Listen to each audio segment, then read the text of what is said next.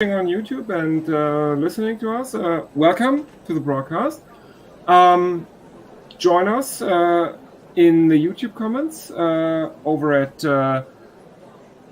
One World Sports Radio on YouTube.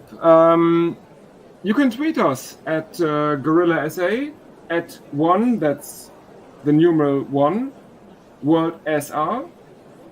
And please support the stream on Patreon via Patreon/OneWorldSR. Hi. We will read out your feedback during the course of the stream. Let us know what you think about the game, about anything, really.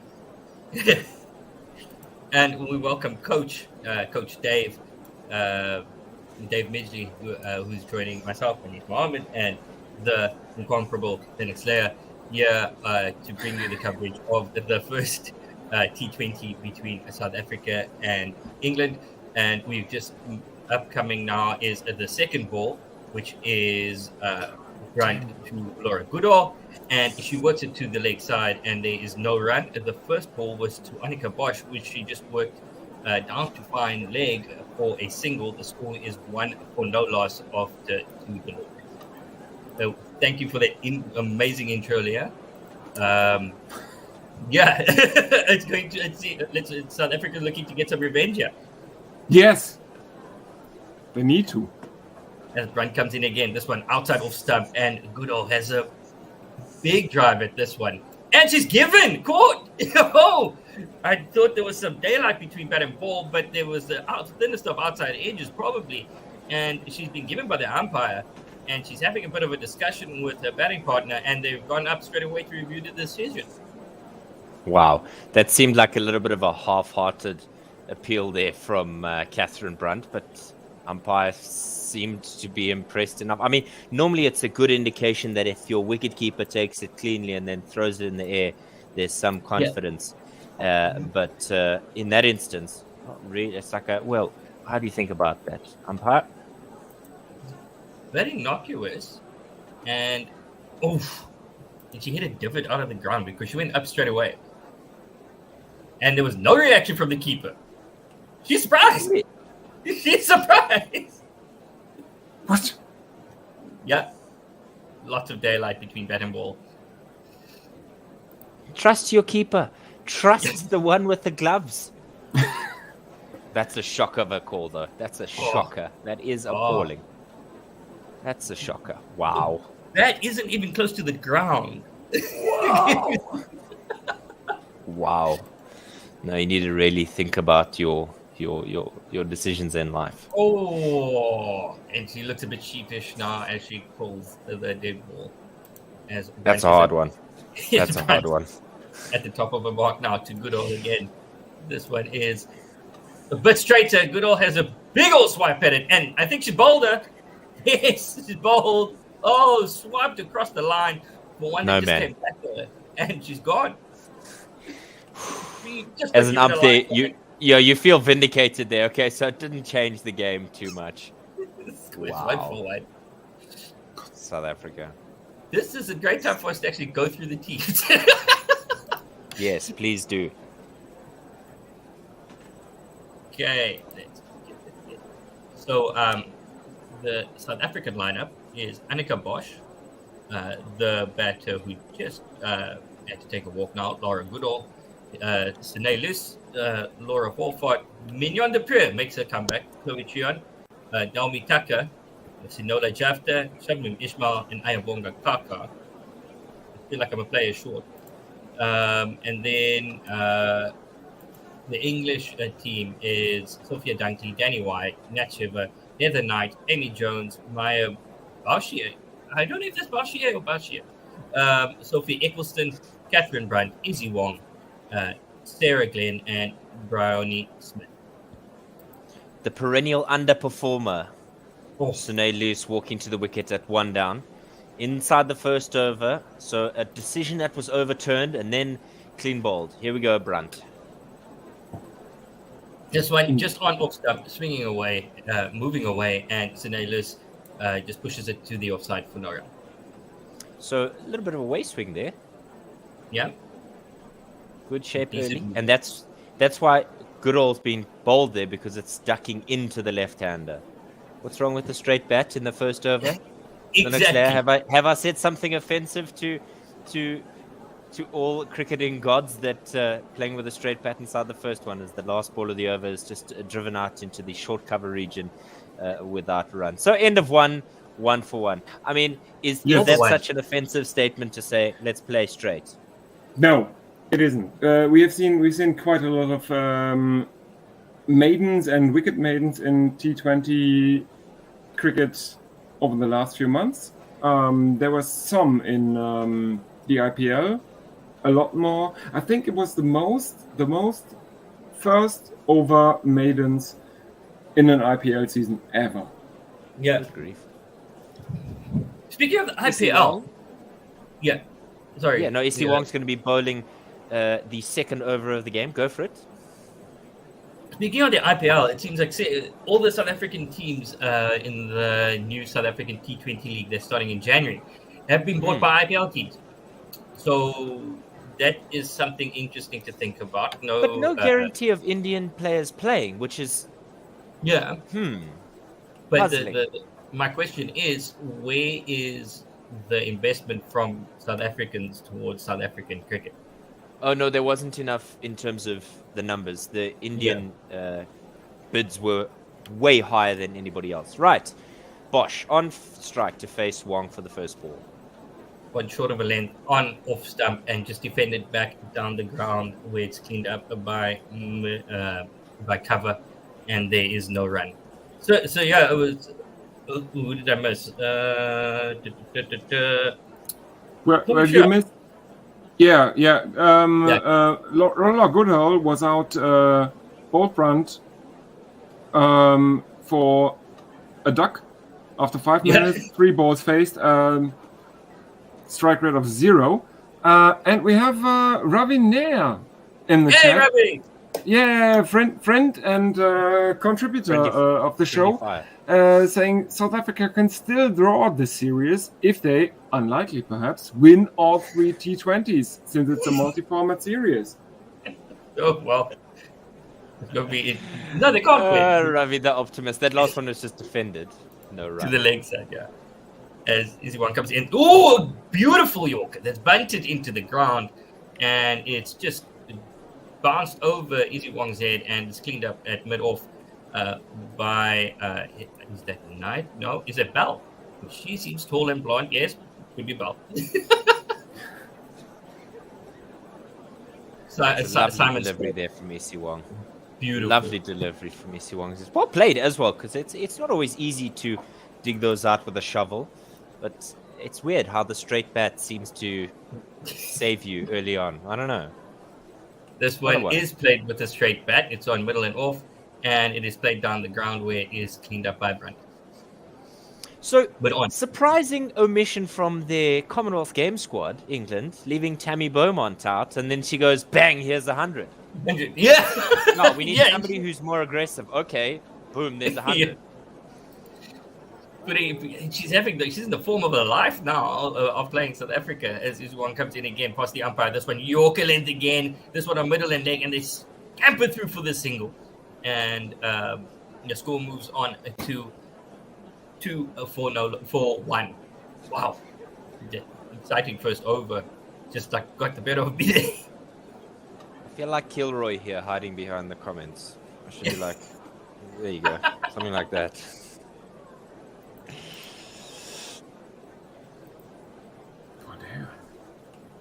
Absolutely. Go for it. As Issy Wong's at the top of a mark, running in now to send a loose to build the final ball of the over. This one is on middle and leg, gets a leading edge, but bounces safe before it reaches cover for no run. That's the end of the second over, 2 for 1. Come on, walk in with the bowler, keep the fielding tight. It's literally underlined cricket. Whose side are you on? Cricket. I'm on the side of cricket, niece. Okay. So you won't like the next comment either. I actually like this England kit. Yeah, okay, it isn't bad. It isn't bad to be. It's not bad. You could do worse. Strange shade of. Did they not Yes. change? Did they not change the T20 kit to what the ODI kit for the men looks like? No, they I didn't. can't keep up. I don't think so. Yeah, no, I'm not sure. As Brandt comes in, strays on the leg side and whacked away by Annika Bosch. And this will race to the boundary for 4. Fantastic shot. As they would say in the old PlayStation game, you can't bowl at her there. Yeah. Leg stump half volley. I mean, not missing out on a gift, a present. Oh. You know, we're 156 days away from Christmas, but it's a little bit early to be handing out gifts like that. Could be a birthday. Her birthday could be coming up. Perhaps, and if you're an Alice in Wonderland fan, an unbirthday. Oh, yes. Oh, and Brandt's upset. A couple of expletives there as she comes in for the second ball of the over. This one strays again onto the leg side, and this one is whipped, but straight to the fielder who cleans up, coming around from a fine leg, and they come through for the single. The score moves on to a 7 for 1. Yes. Let's see if we have any social media messages. I'm not there. So my question is, yes.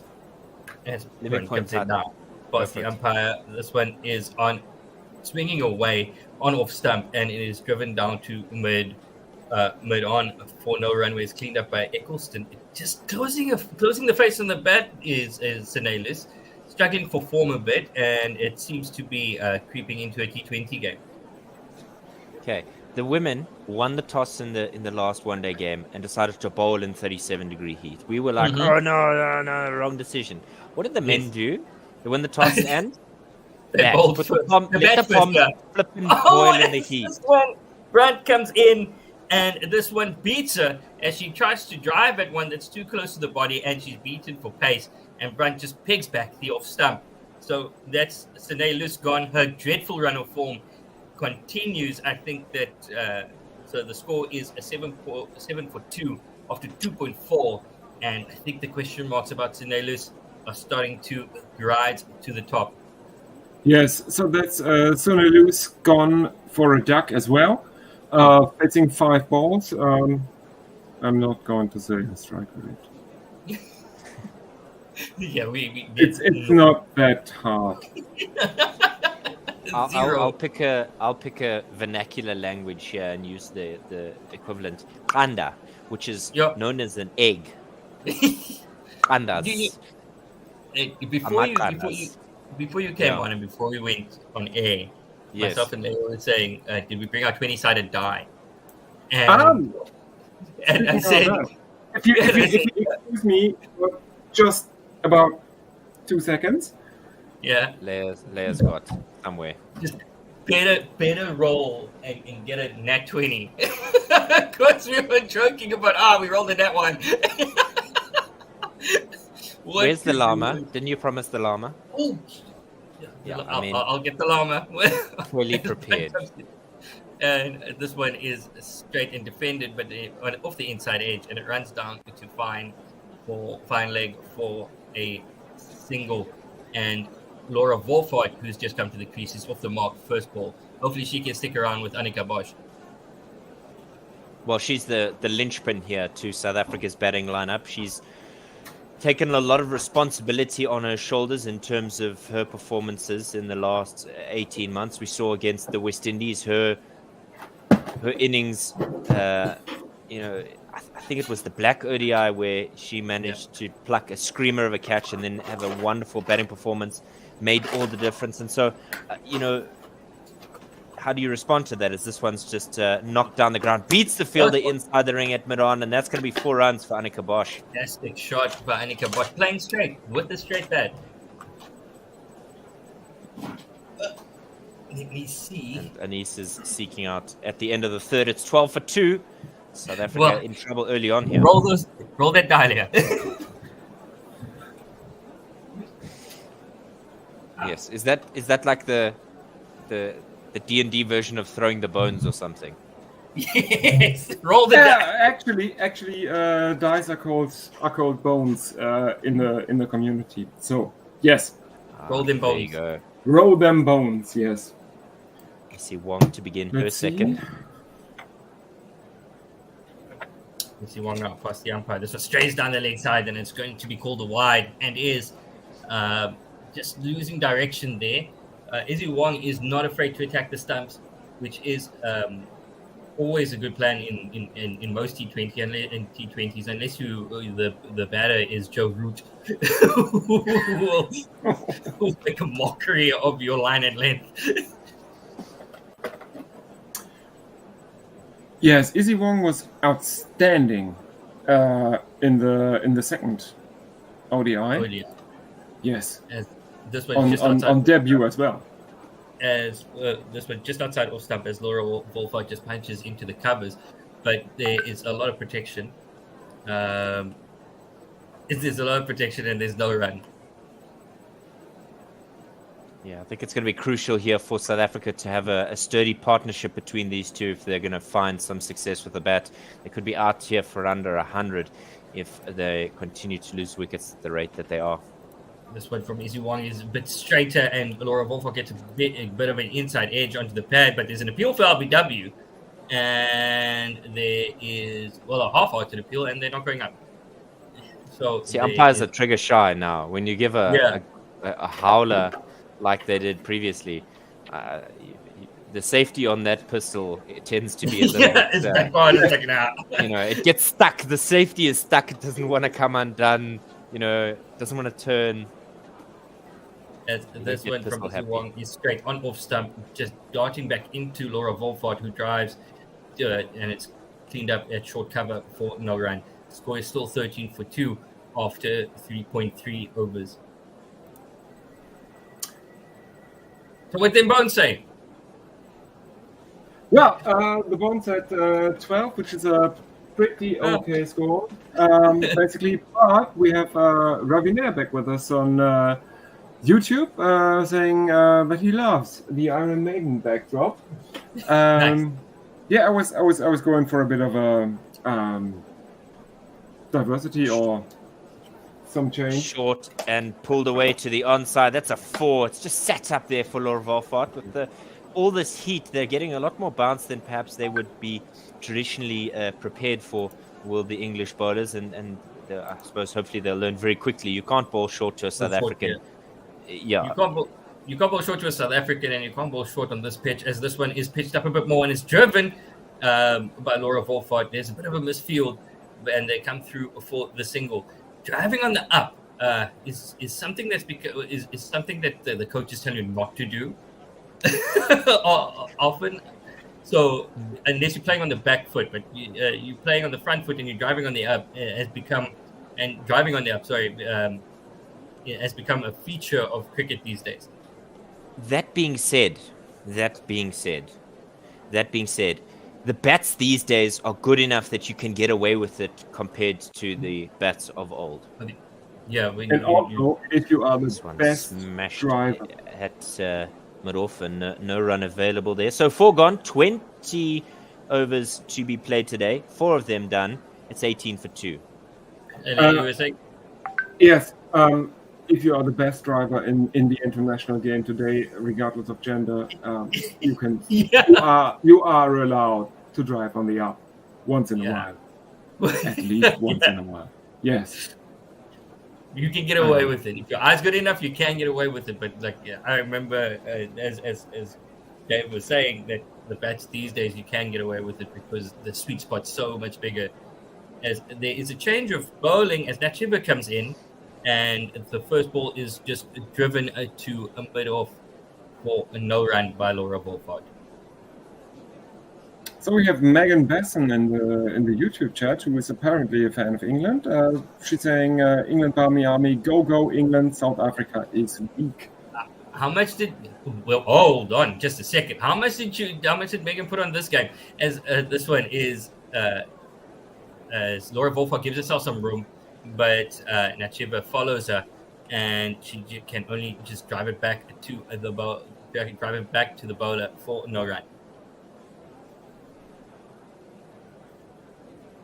Because I think Megan put some money down in the last game that upset us very much, as this one is outside off and it's hit on the up over the top of the field, and that doesn't get to the boundary, but they come back for 2 for 3, it seems, where it is cleaned up on the boundary, and the score is now 20 for 2 after 4.3 overs. Yes, and I can only assume that David Dole on YouTube is synonymous with our friend Josie Oak on Twitter, who says, "You're doomed." This one outside off driven, fielded by short cover for no run. Yes. That has become the mantra of Josie Oak. Yes, it is. Does he see a collapse coming? We gotta get we've got to figure out as Chipper comes in again. This one is whipped away on the leg side, and it beats everyone, and it braces away for 4, and that is trying to prove Josie Oak wrong that we are not doomed. Laura Wolfart has now caught and surpassed Annika Bosch, who's and we need to actually have a fine box or bottle every time someone says one of the cliched things that is heard on Guerrilla Cricket SA. Final ball of the 5th over, as this one is outside off, and it is spanked through the offside, where it's cleaned up by the fielder at deep cover, and they come through for 2, 26 for 2 now after 5. Yes, and I mean, the collapse is traditionally in English thing. Yes. So South Africa won't collapse, even if they don't make that big of a total, but the collapse is typically England's. That, you know what, that just sounds even better coming from someone who's from Germany. Yes, they didn't collapse in 40, but after that, no, sorry. No. we can't have that. As I think there's going to be another change of bowling, and we just have a powwow from the English team. Eccleston comes in. Sophie Eccleston, 51 matches, 68 wickets, average of 15, fantastic. Economy rate of 5.93 and a best of 4 for 18. She's going to be coming in, and she's going to be bowling to Annika Bosch, coming in with her off-spin, left arm orthodox rather, and the first ball is just punched down the ground, where it's cleaned up by a Brunt at mid-on for no run. Yeah, so remind me, please, that I have to say something after this over.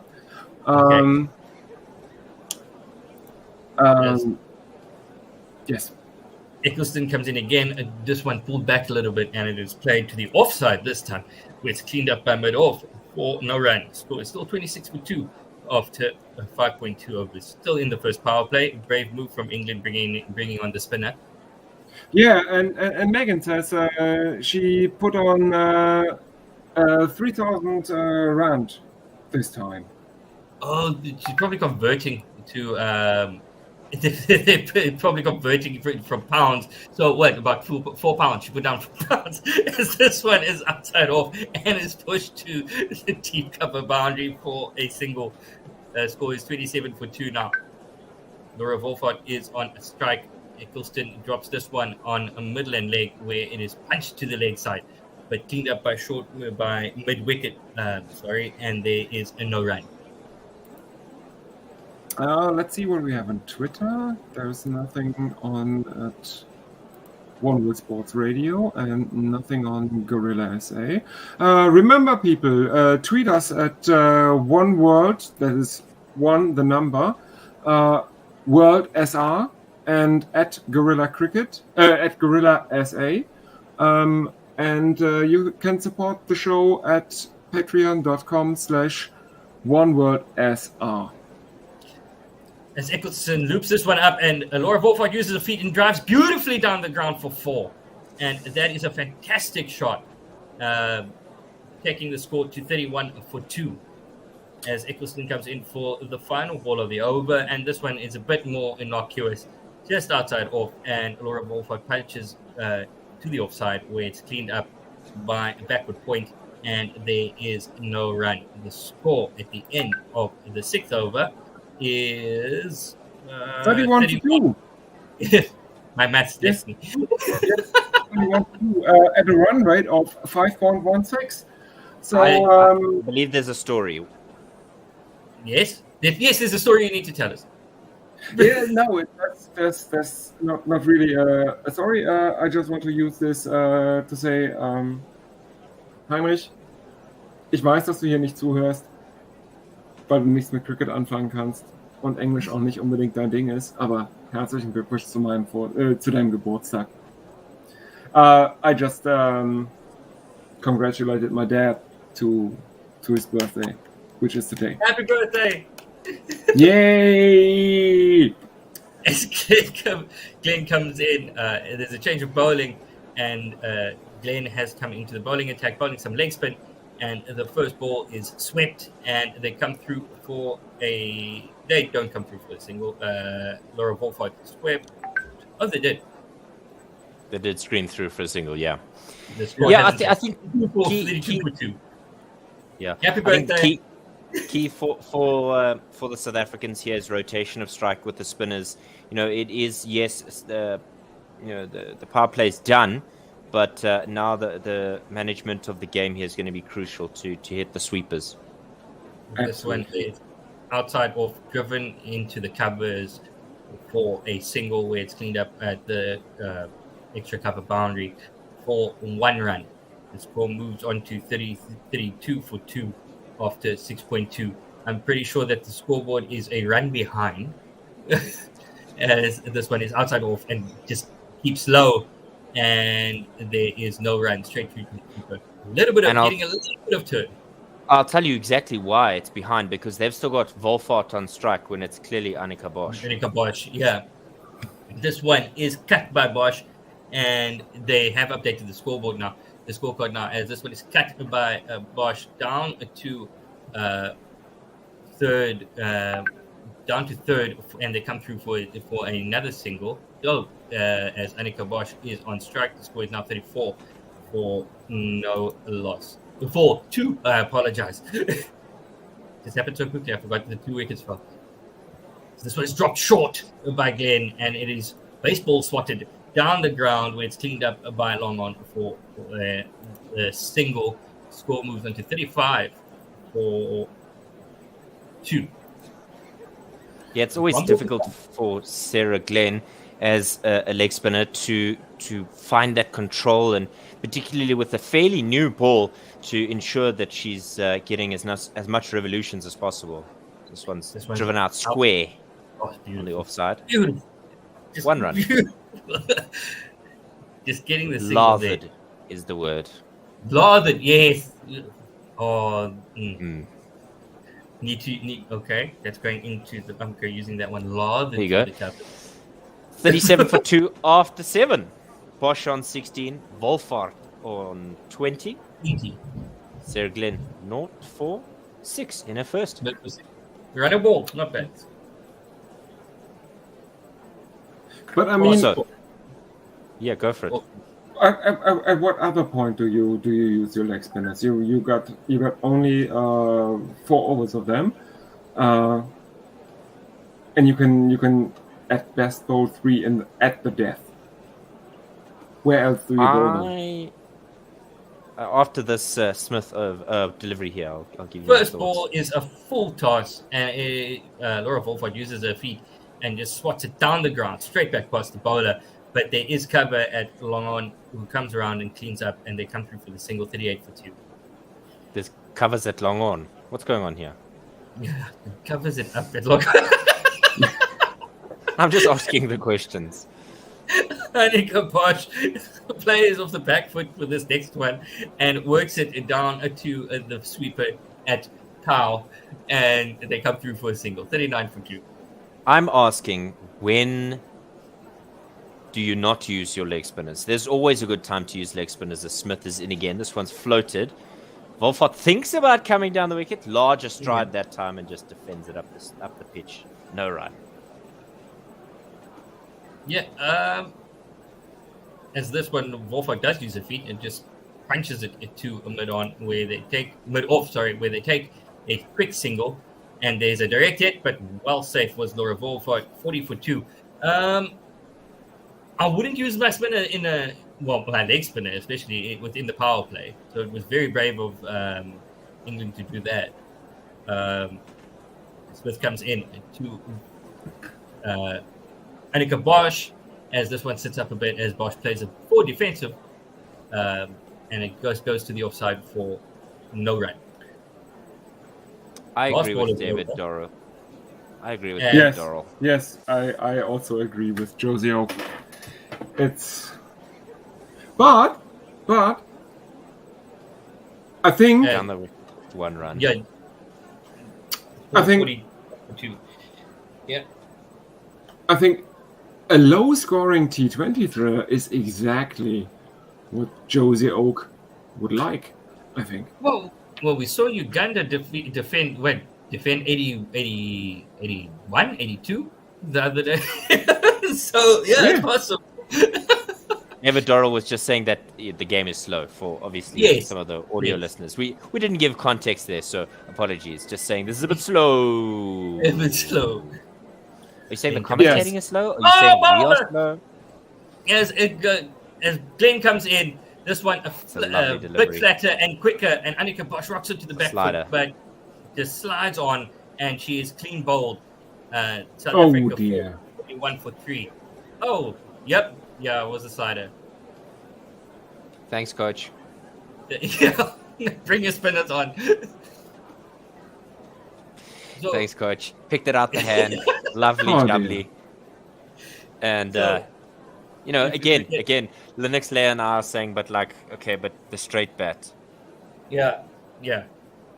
But it was short. Bosch gone for 18, bowled by Glenn. South Africa 41 for 3, and the game will be wrapped up in 120 runs. The innings, rather. Now coach is putting his money where his mouth is, because Megan Basson put her money where her mouth is in the previous game and came up trumps. So we're going to see if she can continue to fund one WSR. Mignon de Preux, yes, you were saying, Anis, 109 games. It was short enough to get onto the back foot. Well short enough, but as you said, it was the slider. It didn't hit the seam, hit the shiny side of the ball and just skidded through. As this one is a bit fuller from Glenn, and there we have the forward defensive with the straight bat, straight up to coach's manual. No, hold on, squared up. Don't include me in that. That's squared up completely. It's squared up. You look like you're playing a French cricket shot. My word. 109 games and you're playing French cricket, and then you nearly bowled off the next one as she tries to cut that away. Back. Yeah. Nearly a duplicate dismissal. Oh, is that better for you? That one was full, and she has a bit of a forward defensive prod at it. Again, that right leg, keep it behind. She pushed forward. She was there with the straight back. Denise, that straight up looks like you're playing French cricket. As she uses her feet and works this one down. There you go.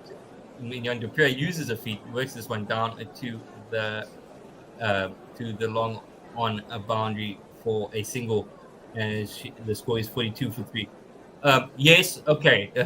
Defensive shots aren't that convincing, as this one is outside off, and Laura Wolford swats it to the backward point boundary, and they come around for 2. 44 for 3 after 9. Yeah, it's weird.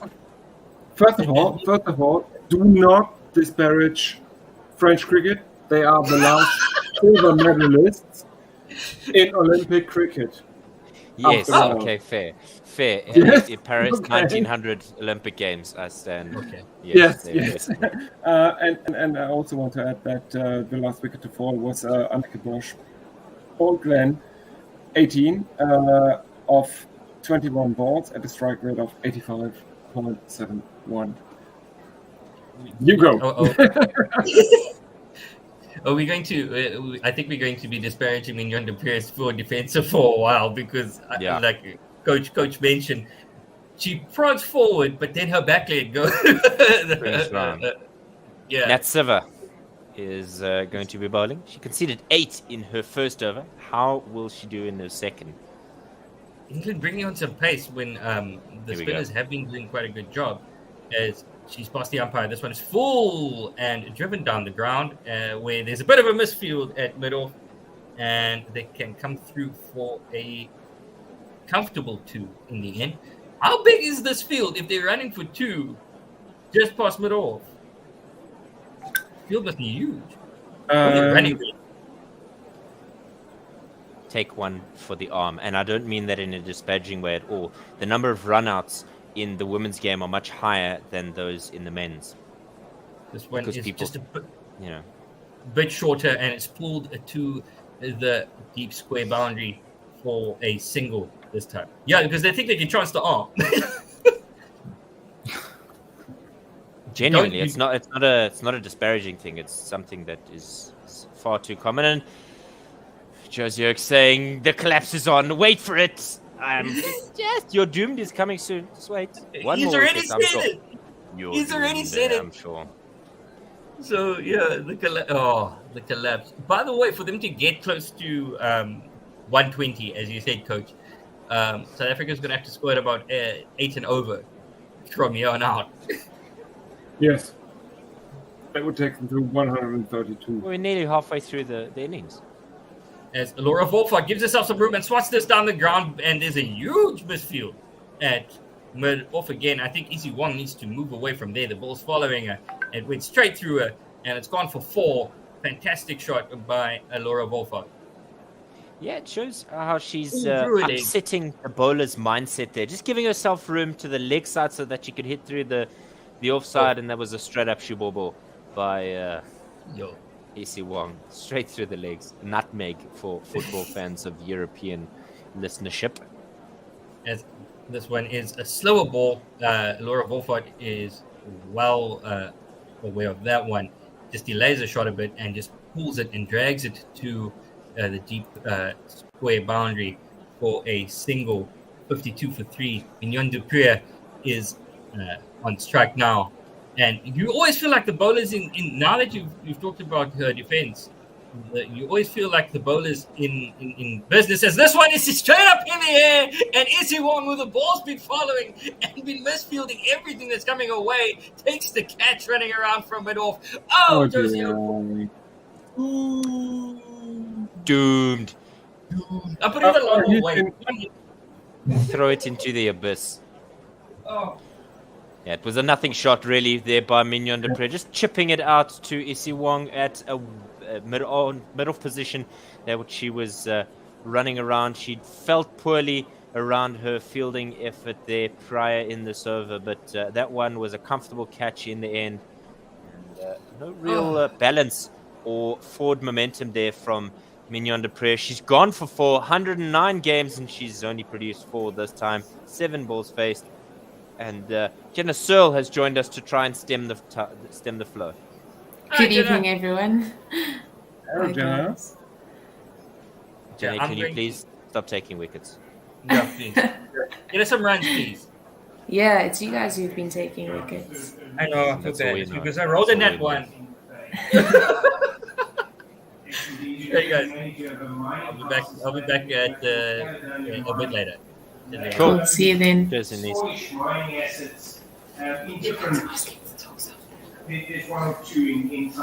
Right, 52 for 4, halfway through this South African innings, as Chloe Tryon in her 72nd game comes to the wicket. She's got 792 runs and an average of 20.31, strike rate of 137.7, 9 scores of 30 plus, and her best coming against Pakistan, 43. But she has a mammoth task ahead of her here, as Jenna Searle, the supreme wisdom personified, joins us. And this one is a length delivery from Glenn, and they're able to squeeze away a single. Yeah, it's been quite an exciting start. That opening partnership not too successful earlier on in the innings. Glenn in again, and it's a straighter delivery this time, just over where the top of center would be, or middle stump, and it was kind of a tennis forehand shot, maybe a top spin shot, just hitting it on its head as it rolls down to Brunt at long on. They get one.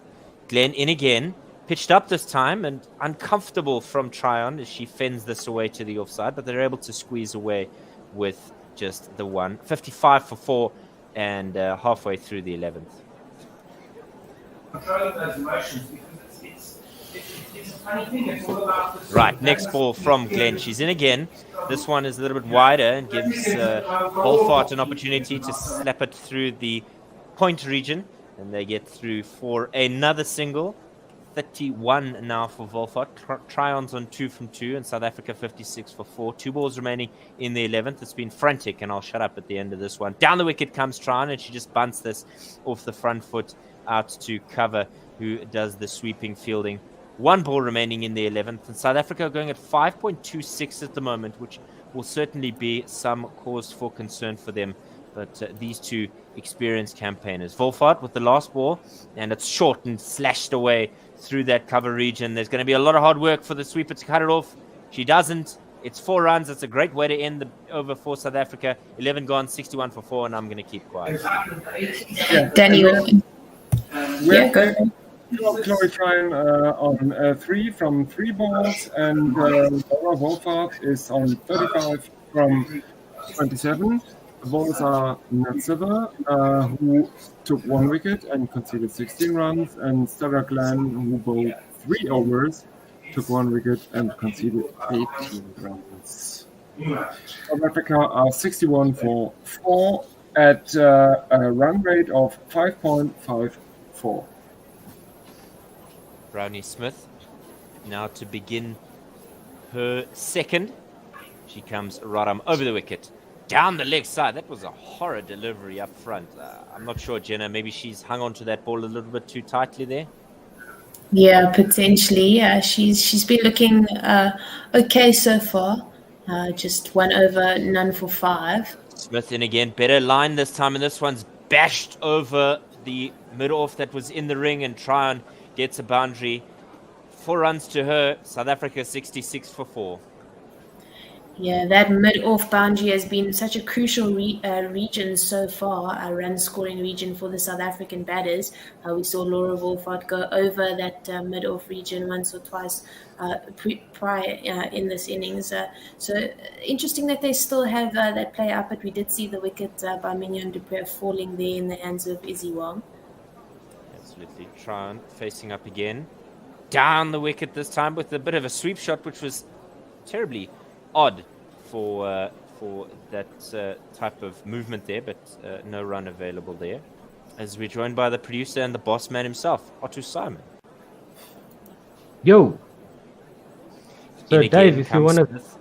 Sure, float it up, and this one's just pushed to long off, and they get 1 for it. So I will give you guys a break and be back.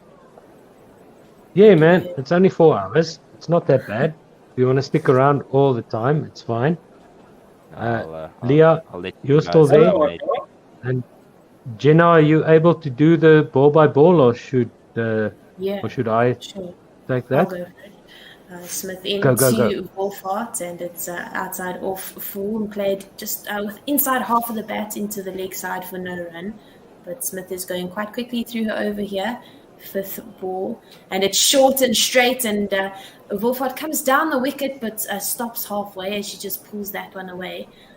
The length just confusing her a little bit. She gets that out to the square leg boundary. Danny Wyatt does the fielding. They go through for 1.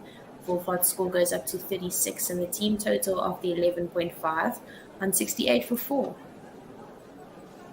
Some aggressive shots here by Wolfart, but she's picking out the fielders. Yeah, she's hitting it straight to the fielders. Yeah, so Zoe try on that one. She goes down on that knee, and she sweeps that one down hard in front of square, but finds Danny Wyatt there on the boundary at a deep mid-wicket. They go through for another one, which will put Tryon back on strike for the new over. 12 overs gone, 69 for 4. Smith ending her second over, no wickets for 12 runs. Yes, and we have on YouTube Rogenair reminding us that someone's forgotten to mute the radio or television. I think we sorted that one out, Ravi. But thanks for pointing it out. Yes, any technical pointers, please do tweet us in or let us know. Yes. Yes, we're always trying to be better.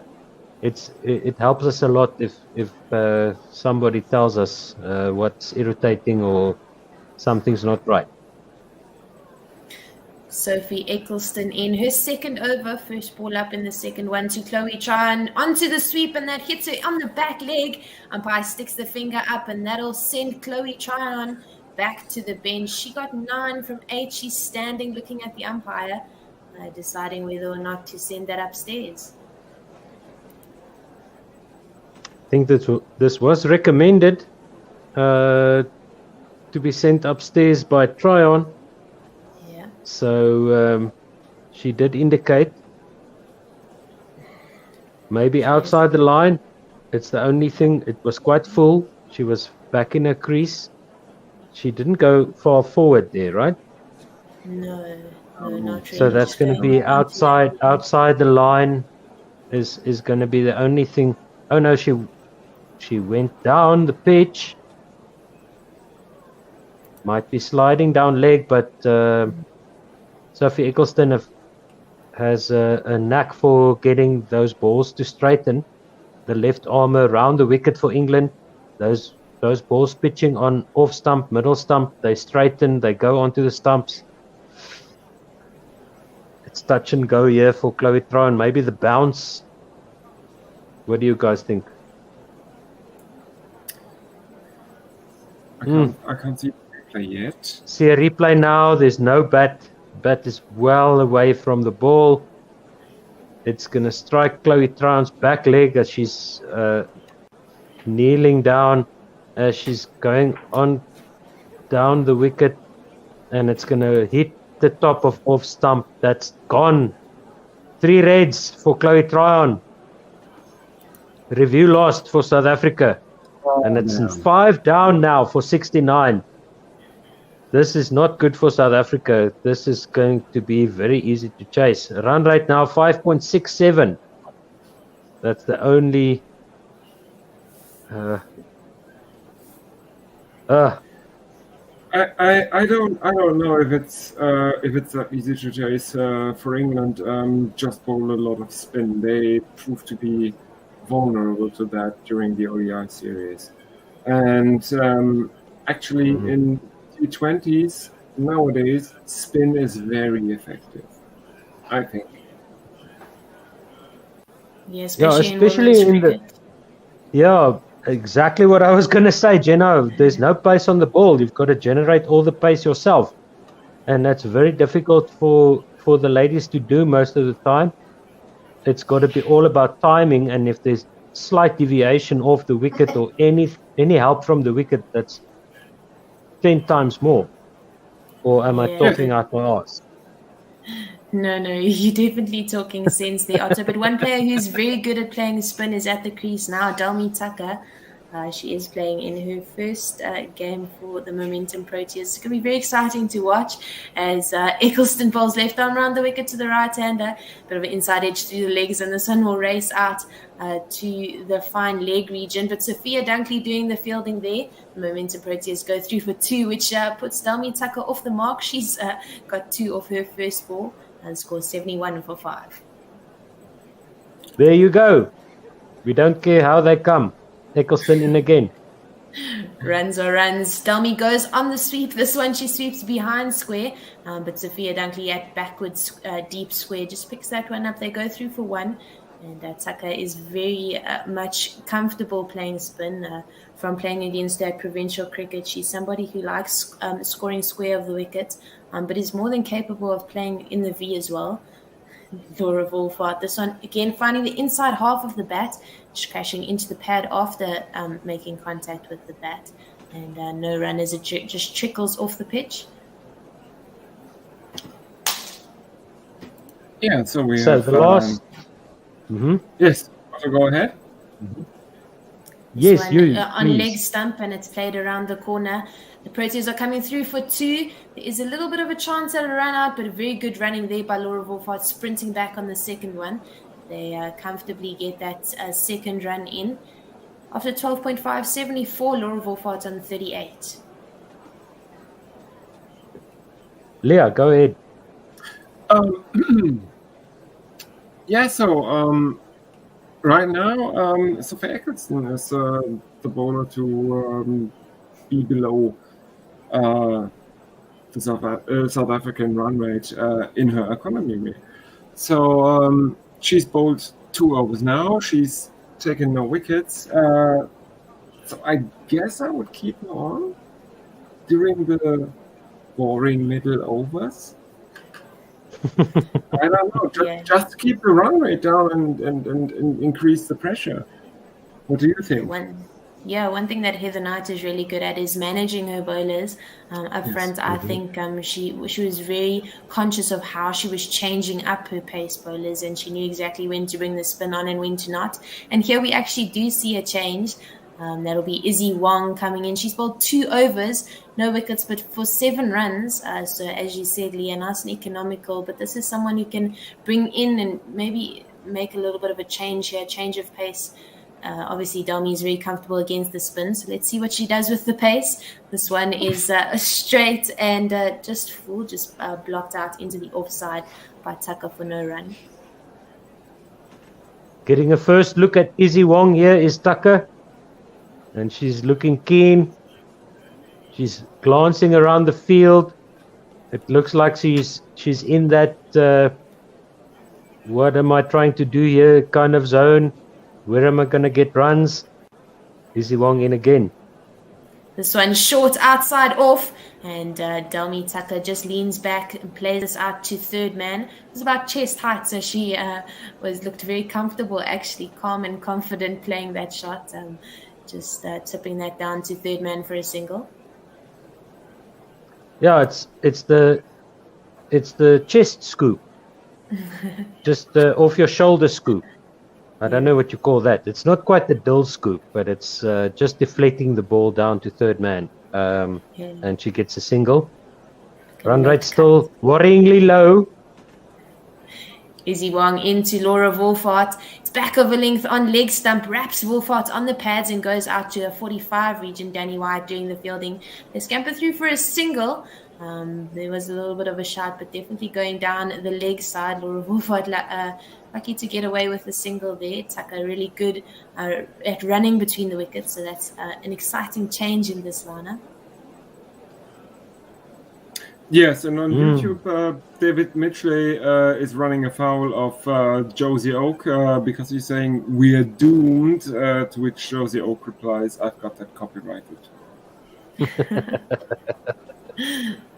This one, thank you so much for the support. Off. Just played out to point for no run by Tucker. Yeah, thanks everybody for listening wherever you are. Let us know who you're supporting, where you are. Yes, we do appreciate everybody who's listening. We love you. We love you. Izzy Wong into Delmi Tucker. This one back over length and straight. Crashing into the pads of Delmi Tucker, but definitely bouncing over the wickets there. No appeal, but also a welcome dot ball. Yeah, Tucker tried to tuck that into the leg side, but it just evaded the bat. It's a bit of, was that a bit of lift off a length of the pitch? Was that just the pace of Izzy Wong or maybe a scrambled seam? Yeah, I think probably a bit of both, eh?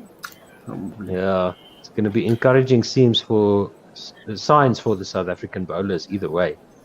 Yeah, Wong in, last ball of her over. It's short and straight and pulled away to a square fine leg region just for 1 by Tucker. She's on 5 of 7. Laura Wolfhard, a 38 of 33. South African team total 77 for 5 after 14 at a run rate of 5.5. Yes, it would be interesting to see. Yes, go. Yes, Leah. No. You go ahead. Go ahead.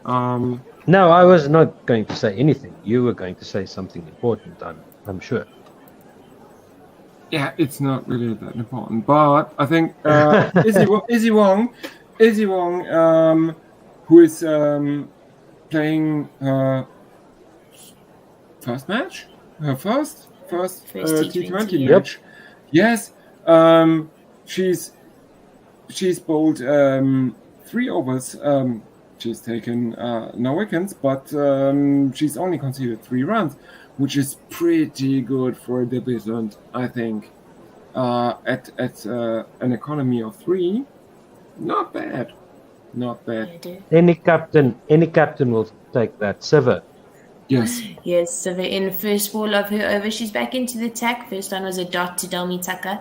She's in for the second one, and it's a full outside the off stump. Tucker tries to go aerial, but not getting much bat on that. It bounces before Catherine Brunt at mid-off, and she takes a shy at the stumps, but misses completely, and will go through to the fielder who is backing up on that occasion. They get through for the single, though, and Tucker's score goes up to 6.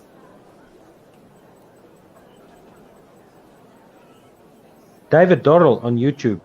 Did we have a married couple opening the bowling again? I'm just looking that up, actually. Next one by Laura Wolfhard. She just steps way outside the leg stump line, but Natseva follows her with that one back of a length into her body, and she just plays that out to the leg side for a single. Tucker into Natseva. She goes on the scoop, but is unable to get anything on that, and just crashes into Amy Jones, the keeper behind her. It was a short pitch delivery, and Tucker just trying to get that over the keeper, but not really getting anything on that. Amy Jones, very good hands behind the stumps, manages to get glove behind that, so no buys conceded. And I can say to Josie Oak, no, we didn't. Catherine Brunt is not married to Izzy Wong. That's a fact. That would violate the half plus 7 rule, I think. Yes. Yeah, and Siva is a bit out of the age range of Izzy Wong, I think. No, it's. I think the most important thing is it around about there. Would it be acceptable? I don't know. I mean, Izzy Wong is 18, so it would be acceptable. But Catherine Brunt is married, so it would violate any law banning bigamy. So. Yes. Okay. Yeah, you're right. So, okay. I'm going to take us back to the cricket. Last ball of the 15th over. Tucker tried to go on the scoop again, this time getting a little bit of bat on it, and it went out to a 45 region. They went through for a single. Her score on 6, Wolfhard on 39. But Sophie Eccleston back into the attack. Leah, your economical bowler, has been kept on. She'll be bowling her third over. Her figures 1 wicket for 10 runs. And she'll be bowling to Tucker. Left arm around the wicket to the right-hander and goes down the leg side. A little bit of bat on that, I think, by Tucker as it goes out fielder at 45. Takes it. Oh, no, it was called a wide. No bat on that. So 2 runs onto the scoreboard, 82 for 5. So with the spinner bowling, we have very little time to talk, but Jenna, if you can fill us in on Tucker. Yes, I definitely will. As Eccleston bowls to Laura Wolfhard, she tries to take this around the corner, but gets it square to the fielder at square leg, no run taken. Yeah, Delmi Tucker was born and raised in Pretoria. She played a lot of her junior cricket for Northerns, now the Titans. As Laura Wolfhard goes on the sweep, it finds the fielder at square leg. And no run taken once again. That's 2 dots in a row for her. She's trying to do something which doesn't come natural to her, which is the sweep. But so far successful, except for finding the fielder. Next one, she tries to go into the V, but good fielding by Eccleston off her own bowling. No run once again. That's 3 dots in a row. Yeah, so now Delmi Tucker plays for Western Province, for the 6-gun Grill Western Province ladies team. And she's a regular player in that team. She's a really exciting batter. She plays 360 cricket. She also bowls a bit of off spin. And I think she's a really consistent, I think, she fits into this team really nicely. As Wolfhard plays the next ball out too long off, they go through for a single, and Tucker will face the fifth ball of the over. She goes on the sweep, but the fielder has been sent out to the boundary at square leg. They go through for a single. And, interesting that they have the fielder at square leg out for Tucker and in for Laura Wolfhard. As that's Maya Bouchier that's at square leg. She's come back up to short on the ring, square leg for Laura Wolfhard. Wolfhard steps onto wide outside the leg stump, tries to go over that cover region. We know she's so good on that lofted cover drive, but finds the fielder going too straight towards a long off position. That's the end of the 16th over. They went through for a single on the last ball, which put Wolfhard on 41 of 39. Tucker's on 7 of 13. South Africa on 85 for 5 after 16. That was a lot so of the acceleration needs to come. There's some wickets in the bag. I mean, not much, but definitely signs that Wolfhard knows that she's got to go for it now. Yes, and we are at a run rate of 5.31, which is much better than the run rate you have in the power play. So it's still not enough, I think, looking at this England. But it's a step in the right direction. Yeah, definitely. Cricket is a funny thing. Anything can happen. We do see a bit of a bowling change here. Still these days no one collapses like England. Yeah, very true. Izzy Wong in for her fourth over. Very economical, the young quickie from England. No wickets for 9 runs as she steams in past the umpire to Laura Wolfhard. This one back of length outside the off stump. Laura middle-footed shot plays that out to Maya Bouchier on the cover sweeping boundary. They go through for a single. Laura Wolfhard definitely trying to accelerate and trying to be as aggressive as possible, but Izzy Wong just rushing her with the speed and bounce that she's able to get off this wicket. And finding the fielders all throughout this inning so far, the South African ladies have looked good when they connect with the ball, but straight to the fielders, and that's piling on the pressure. Wong to Tucker down the leg side. That'll be called a wide, and Izzy Wong will have to play. Will have to bowl that one again. 87 for 5. So, 120, 100 to 120. That's not going to be enough. South Africa need to get past 130 maybe. Yeah, Izzy Wong into Dalmi Tucker. It's outside the off stump, but she goes on the pull and drags this from the offside across to the leg side. Sophia Dunkley doing the fielding at the square leg boundary. And Tucker lucky to get away with that half-batted shot. Her score goes up to 8. The team total 88, which will put Laura Wolfhard back on strike. She's trying really hard to be nice and aggressive, is Laura. Going just over a runner ball, but it felt forced. Well, they were around 70 at the end of the 12th over. And common wisdom is that you double the score after 12 during a T20. So that would put them around 140. Yeah. Next shot by Laura Wolfhard. It's just back over length outside the off stump. Played out too long on. Very good fielding by Nat Silva on the boundary there. They went through for 2. And Laura Wolfhard will face the fourth ball of the over. It's short and straight and pulled away. And this time she'll find the boundary. It's fine of square leg. And the fielders at fine leg and square leg. Just finding that gap there, Laura Wolfhard. Looking more and more comfortable as she goes. When she's not forcing it, she's so much better. And that shot just came so naturally. Bisecting the fielders almost perfectly, right in between them. Not much control on that shot by the looks of it, but Laura is the type of player that would actually do that and say that's exactly where I wanted to play it. Yeah, this one, a Yorker outside the off stump, and Laura Wolford goes hard straight back to the bowler, but it crashes into the non-striker's end stumps. Izzy Wong not able to get a hand on that by the looks of things, but a dot ball. There, Laura Wolford looking so confident, hitting that one really hard. Yeah, no fingers on that, but just too straight as at barrier. It was a back of the hand delivery, but pitched up and connected well by Laura. Unlucky. Last ball of the over. Pitched up again this time. Plays it out to long on. Catherine Brunt doing the fielding on the long on boundary. They go through for one, which will put Wolford onto 49. She has one before her half century. She's used to that half century. And we'll be looking for her to bat through the innings and make sure that the Momentum Proteas get through to a respectable total.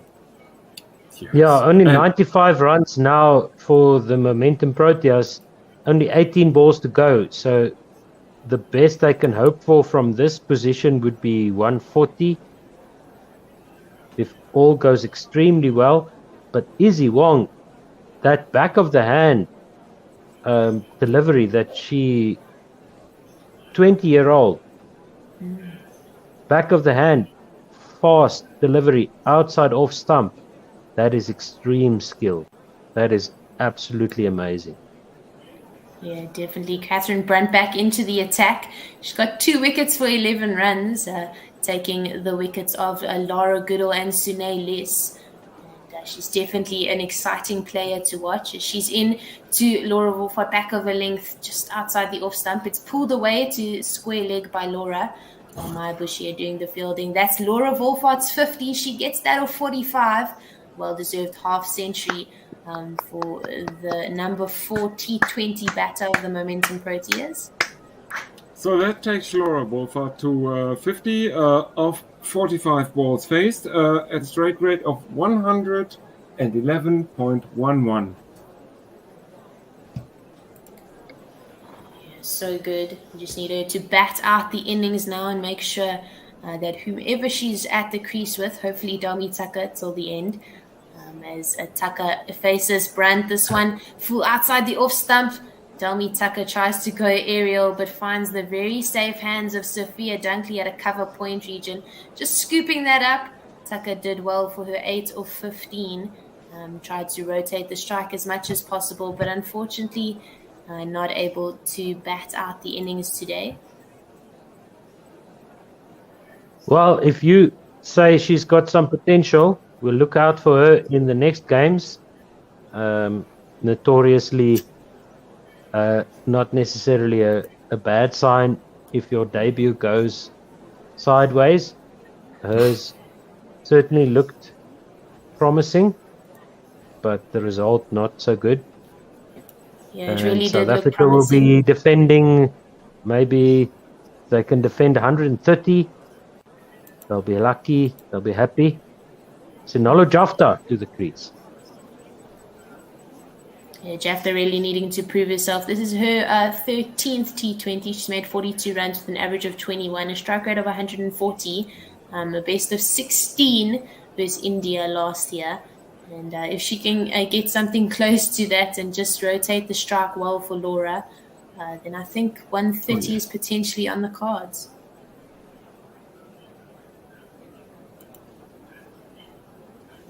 Catherine Brunt in to Sinalo Jafta, right arm over. It's full outside the off stump and defended with confidence by Jafta to extra cover for no run. 3 balls left in the over. Let's see what we have on social media. Do we have anyone on social media?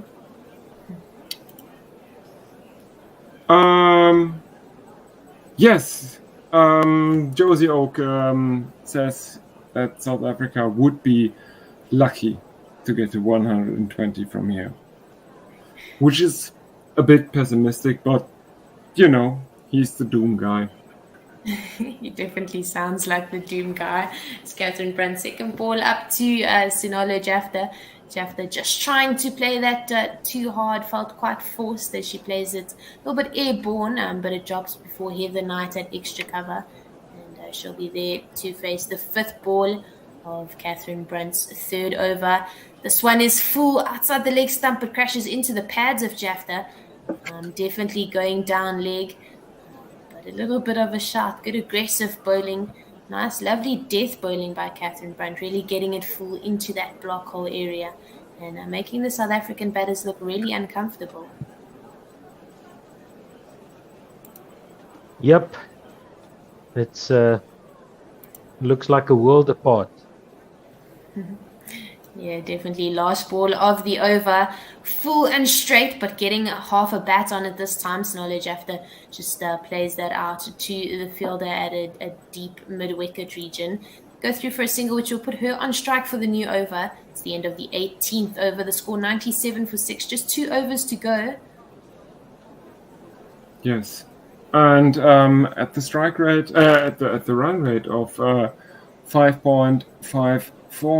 The predicted score for South Africa would be around 110, I think. Well, you never know what a wicket looks like unless both teams have batted. Laura Wolfhard Yes. did look a little bit uncomfortable. She's also not being able to strike freely. Once she connects the bat to ball, it goes to the fielders. So let's see if that's maybe the difference between the two teams. If the South African bowlers can keep the same discipline to force the batters to go to the field set, that might be the difference. Sophie Eccleston bowling the 19th over of the innings, and it's swept hard by Jafta. That'll go over mid-wicket for 6. A lovely cricket shot there by her, as her score goes from 1 off 3 to 7 off 4, which is really exciting. She just pounced on that back of a length delivery on middle stump and made sure she took maximum for that. That's really good batting. Excellent shot. She tries to go again. This time, Sophie Eccleston too good, as Jafta misses this one and the ball crashes into that off stump. Tries to go one too many times, and that'll see the back of Sonolo Jafta. And just as we were saying, she played a really good cricket shot. She tried to do it, again, and this time really unsuccessful. So that takes Sonolo Jafta to 7 from 5 balls and a strike rate at 100 and quick info is not coming up with it. 116.66. Yes. Yeah, every run counts. It does. And South Africa now 103 for 7. Some biffing will take them to 120. I think. So they've just got to go for it now. Yes. Absolutely. Nothing left in the tank here. 3 wickets.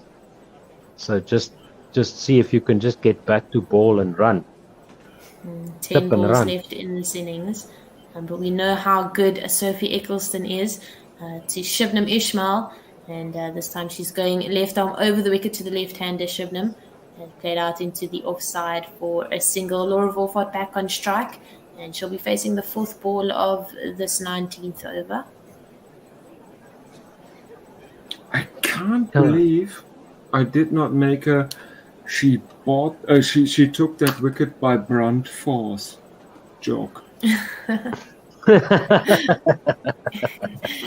Eccleston left arm around the wicket to Laura Wolfhard. It's short outside the off stump. Wolfhard takes this across the line and finds the gap really well between a deep mid wicket and square leg. That'll go for 4 to the boundary. It takes her total up to 54. Laura Wolfhard looking so comfortable and being nice and aggressive, going at a good rate. 54 or 46 as she faces the 5th ball of the over. It's full under the leg stump and she tries to go again. finds Maya Bush here at mid-wicket for no run. One ball left in the over, the score 108 for 7. Eccleston into Wolfart. She tries to go again. This time beats the fielder at mid-wicket. Nat Siva will do the fielding at cow corner. Get through for a single, a much-needed single, because it puts Laura Wolfart back on strike for the new over.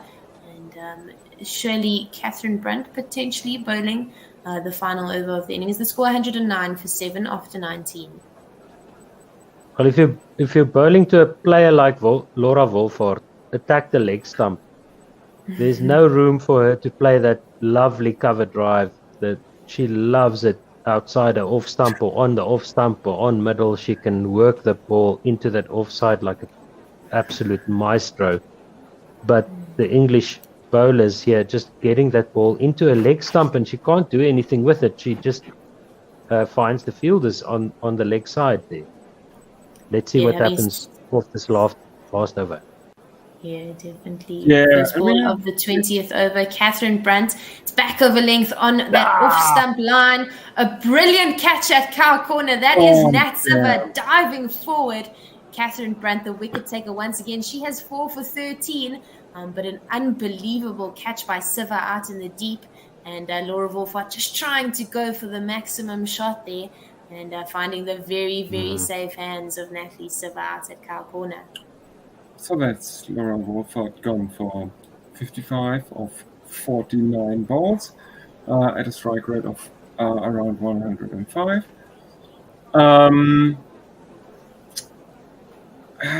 Damn. We are at 110 for 7. I feel very confident in my 110 to 115 prediction, actually. As you should. We have a comment on YouTube. Abdul Rauf asked me, "Madam, may I ask your name?" Yes, you may. It's Leah. It's there in the video, actually, if you watch it on YouTube, which I assume you do as you comment on YouTube. Thank you very much. So, how much do you think can be defended on this wicket? How many runs? Well, hopefully the target that South Africa puts up will be defendable. Yes. I'm not so sure, eh? Otto, didn't you say a couple balls ago that you're not sure what the pitch will do until both teams have batted on it? Yes. Yeah, but I'm seeing a lot of.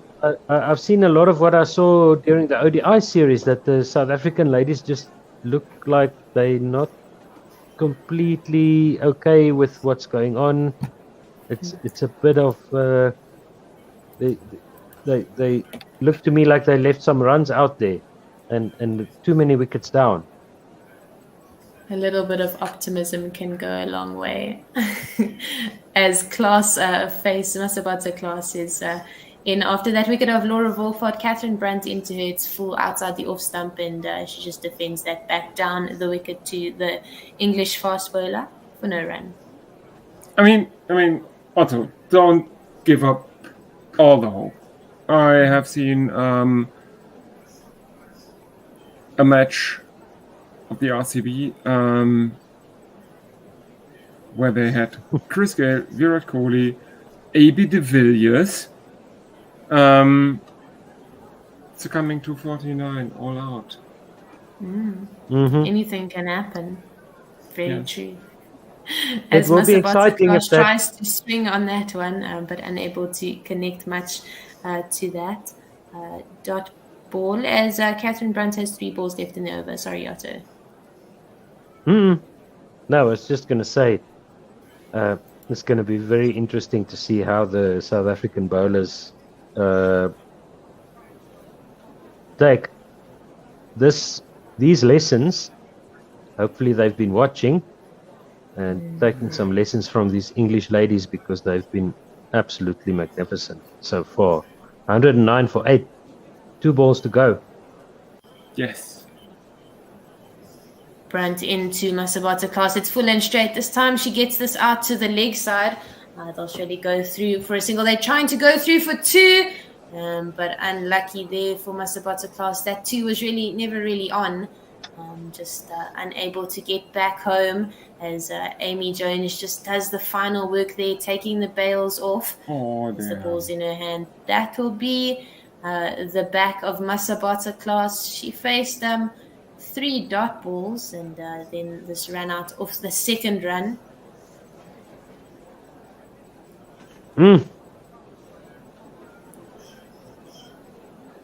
So it will be South Africa's bowlers that will have to do the trick. 110 for 9, 1 delivery to go. Yes. South Africa's run rate 5.5, repetitive, this over, wicket, ... and then a single and a wicket. So this is just it seems almost unfair when you see the tail enders of South Africa up against these ladies from England. So hopefully they can switch the story. Yeah, that's cricket for you. But Ayabonga Kaka in at number 11. This one down the leg side, and that'll be called a wide. And Catherine Brandt will have to recall that one. Adds one onto the South African total. Every run counts. Yes, it does. We'll take that. Thank you. We'll get there in singles. Yes. So the score is Nelson. Do we keep our feet on the floor or do we lift them up? No, I need the exercise, so I do keep my feet off the ground. But there's no run there. 20 overs gone. And South Africa have scored 111 for 9 of 20. 5.55 repetitive run rate. And England will need 112 to win off 120 balls. So, sure. Catherine Brandt can score that herself. Oh. Yeah, probably. But before that, let me take you to the scorecard for the South African innings. Then let me finish up on some social media messages we got during the last over. So we got Anneke Bosch, bowled Glenn for 18 runs. Lara Gullo bowled Brandt for a duck. Zundelus bowled Brandt for a duck. Laura Wolfert made 55. Mignon Dupree, Court Wong bowled Skipper. Laura Wolfert was Court Silver bowled Brandt. Mignon Dupree was Court Wong bowled Silver for 4. Chloe Tryon leg before by Eccleston for 9. Demi Tucker, Court Dunkley bowled Brandt for 8. Yafta bowled Eccleston for 7.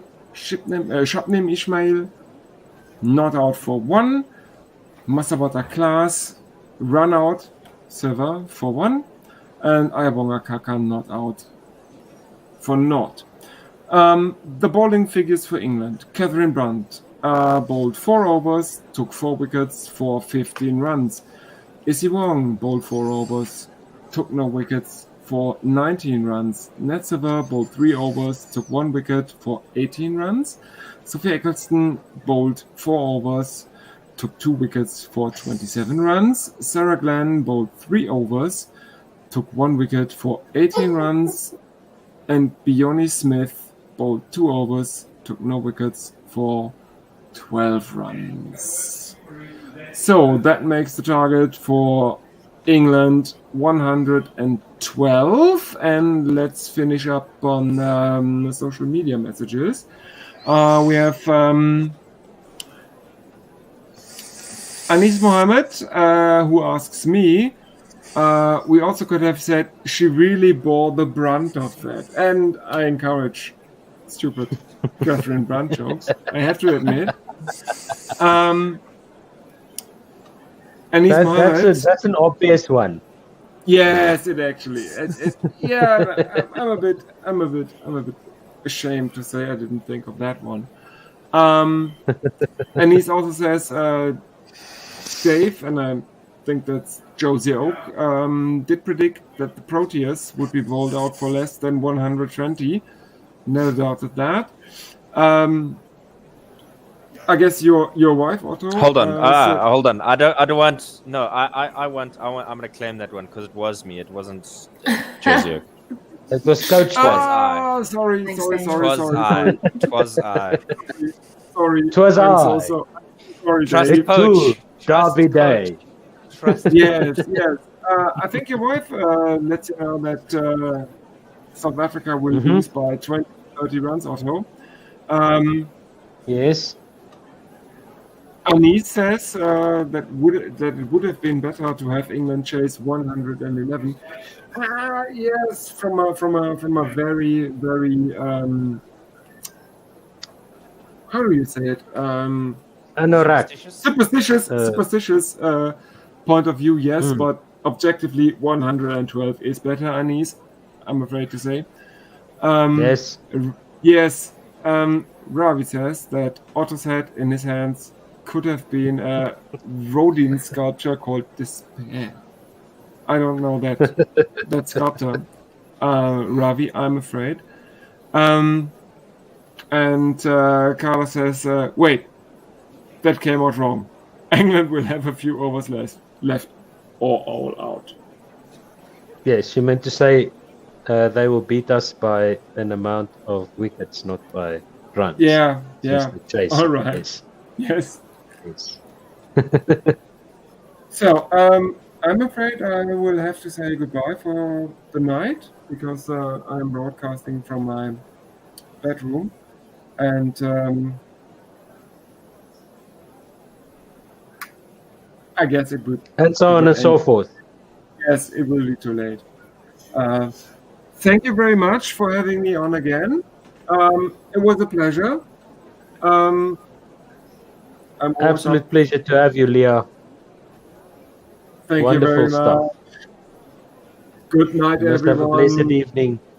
Make love, not war. Peace. No, never. Peace. Good night, everyone. I will see you soon. Good night, Leah. Yep. Bye. Bye. Right. So, it's not going to be a long break. So, are we going to play a podcast, or do you guys have something to talk about in between the innings?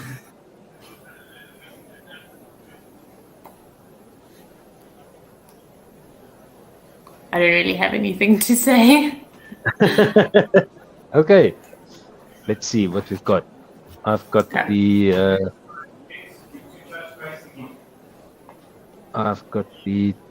test match recap podcast thing lined up here. Okay. So stick with us, folks. We will be back shortly with some more live cricket. We'll take a break while the players take a break. We'll be back shortly. Cool. Thank you.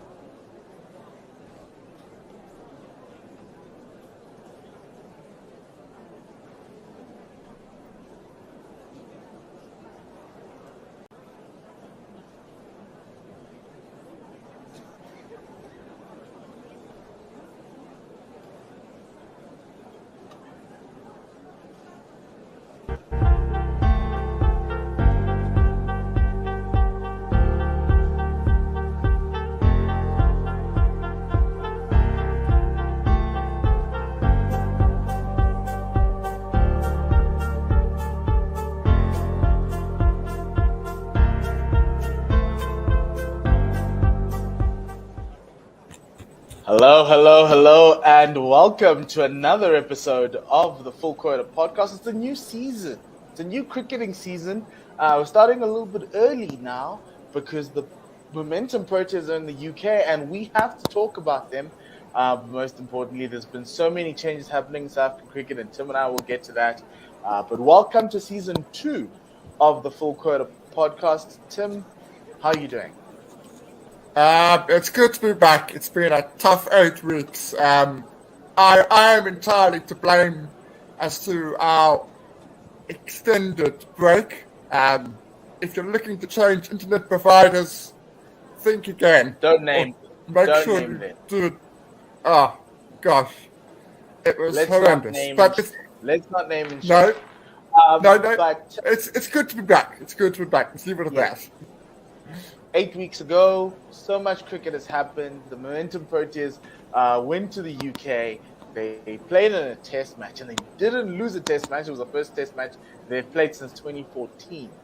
And so it was against England, so we know who we call when the Momentum Proteas play England. We've got our friend Melissa to give us a bit of a sense of the test match, as well as the white ball series that's going to be happening soon. So let's bring Melissa on and have the conversation. So hi, Melissa. Hello. It's good to see you guys again. Yeah, no, it's awesome. Likewise. It's awesome, especially because we're talking Test cricket. Yeah, and so first question from me to you is: do we need an extra day? Should they play 5-day cricket? Well, I'd say definitely. That is, I mean, we've seen the players come out after that game and say, look, the 5th day would have meant most likely a result. I was in Taunton the next day, and it was beautiful blue skies, not a single drop of rain on the forecast, which was really frustrating. But also, I think there's so much discourse and conversation around that 5th day because of how infrequently we have test matches. It wouldn't be such a big deal to have a 5th day if we had more frequent games. But if you look at England, where 6 or I think 7 now of their last test matches have resulted in draws, because the tests happen so infrequently, that 5th day seems just more frustrating. So you're desperate to get a result, and there's pressure from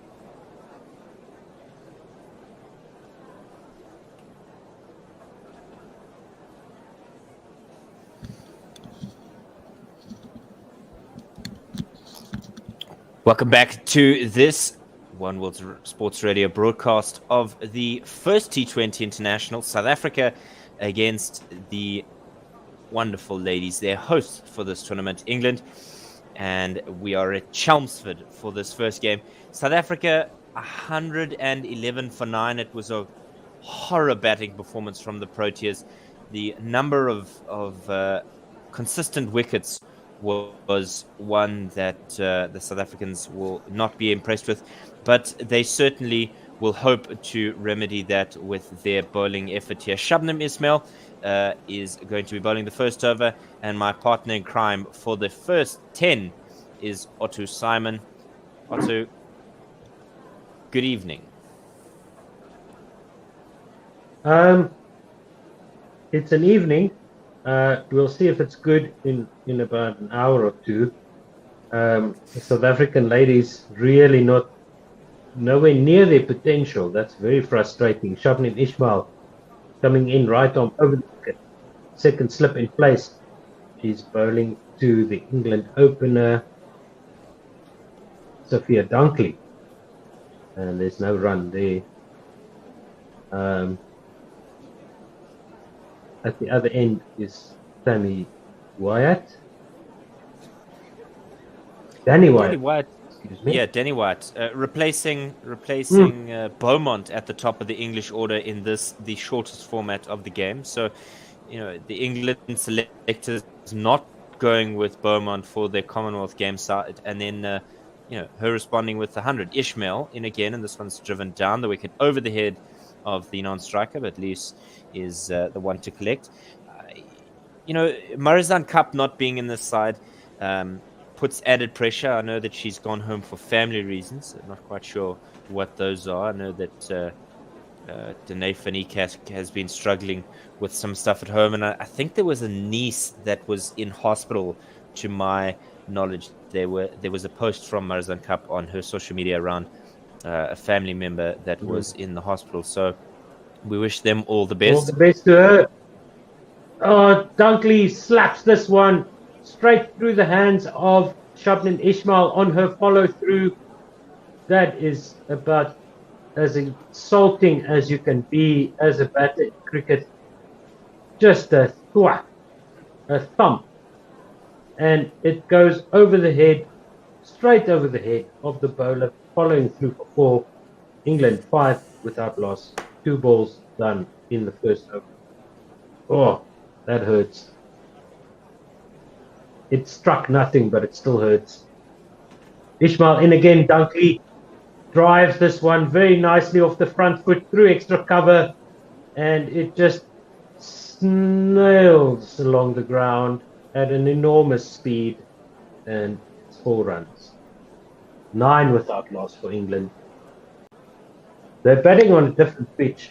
They've been playing at in their home conditions throughout the series so nicely. And looking back now, that test match, that one-off test match, was the low point for England in this series. Bouncer by Ismail, ducked underneath easily by Dunkley, and there's no run. 1 for the over, says the umpire. 10 without loss now for 112 is the target of 20 overs. 3 balls gone in the first. Oh!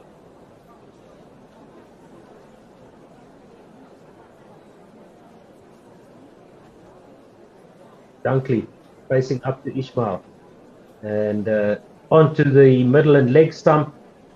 It is just defended and there's no run. My support has come back. With backup. Thank you. 11 without 11 loss, from 2 the balls server. to go in the first. Oh, yeah, 100 indeed. to get. 101 to get. No. 2 balls to go in the first. 125 matches for Danny White. Experience this. Experience. Ismail into her now. She dunks it down. Well 2 played. points. Don't take a run. Nicely done. You sound like us in Bloom trying to find the word of the day. Nice. The word of the day is don't get pumped. No, that's 3. Damn it. We failed it though as well. So obviously the South African bowlers haven't learned from the English bowlers, as Otto said here, hoped. Through to the keeper. Last ball of the first over. It's 11 off that one for Shabnin Ismail. England, Let me 11 ask without this. loss. And the target 112. Sophia Dunkley, 9 of 5. And Danny Wyatt, none of 2 balls faced. Already 2 extras after the first over. Whiskey Tango Foxtrot. Whiskey Tango Foxtrot, indeed. Masabata class is going to rectify the score. Yes. Just a question: Is it a Bachier or is it? Are we going to call it Bougie? Bougier. If she bet in the Class over the wicket. Dunkley. Very expansive drive, and it bounces just short of Goodall at third, and sent back to the wicket keeper. They take 2 off the first delivery of the second over. Yeah, this is in your words, Coach Dave. Just more pain. Just more hand sanitizer into the paper cuts of South Africa. There you go. It's So non-committal Dunkley- from Goodall. Class into Dunkley, and it's a drive inside half of the bat to Sunailis at mid-on, no run. Thank goodness for the dot ball there. Masabata class. Thank you. The country thanks class, you. Top class. Yeah, Oh, sure. Top class. Yeah, we need all about the a class. 90 more dot deliveries, and then the South African ladies will be in for a shout. Yeah. Just quick, do you think that Oof. how are the South African ladies preparing for these games? Because they come out. They can't, man. They've so got nothing to work off. They just get on the plane or get on the bus and into the hotel, and there they go. Class into the middle and leg stump of Dunkley, who just elegantly lifts this one over deep mid wicket. That is an exceptional shot by Sophia Dunkley. Easy as you like. In the arc, out the park. As Tsepo would say, and shout out to Tsepo Taylor, that's what he would say. Just a magnificent stroke play. That is just good to watch. And she didn't hit that. Looked like she hit that too hard. It's just all time. No, just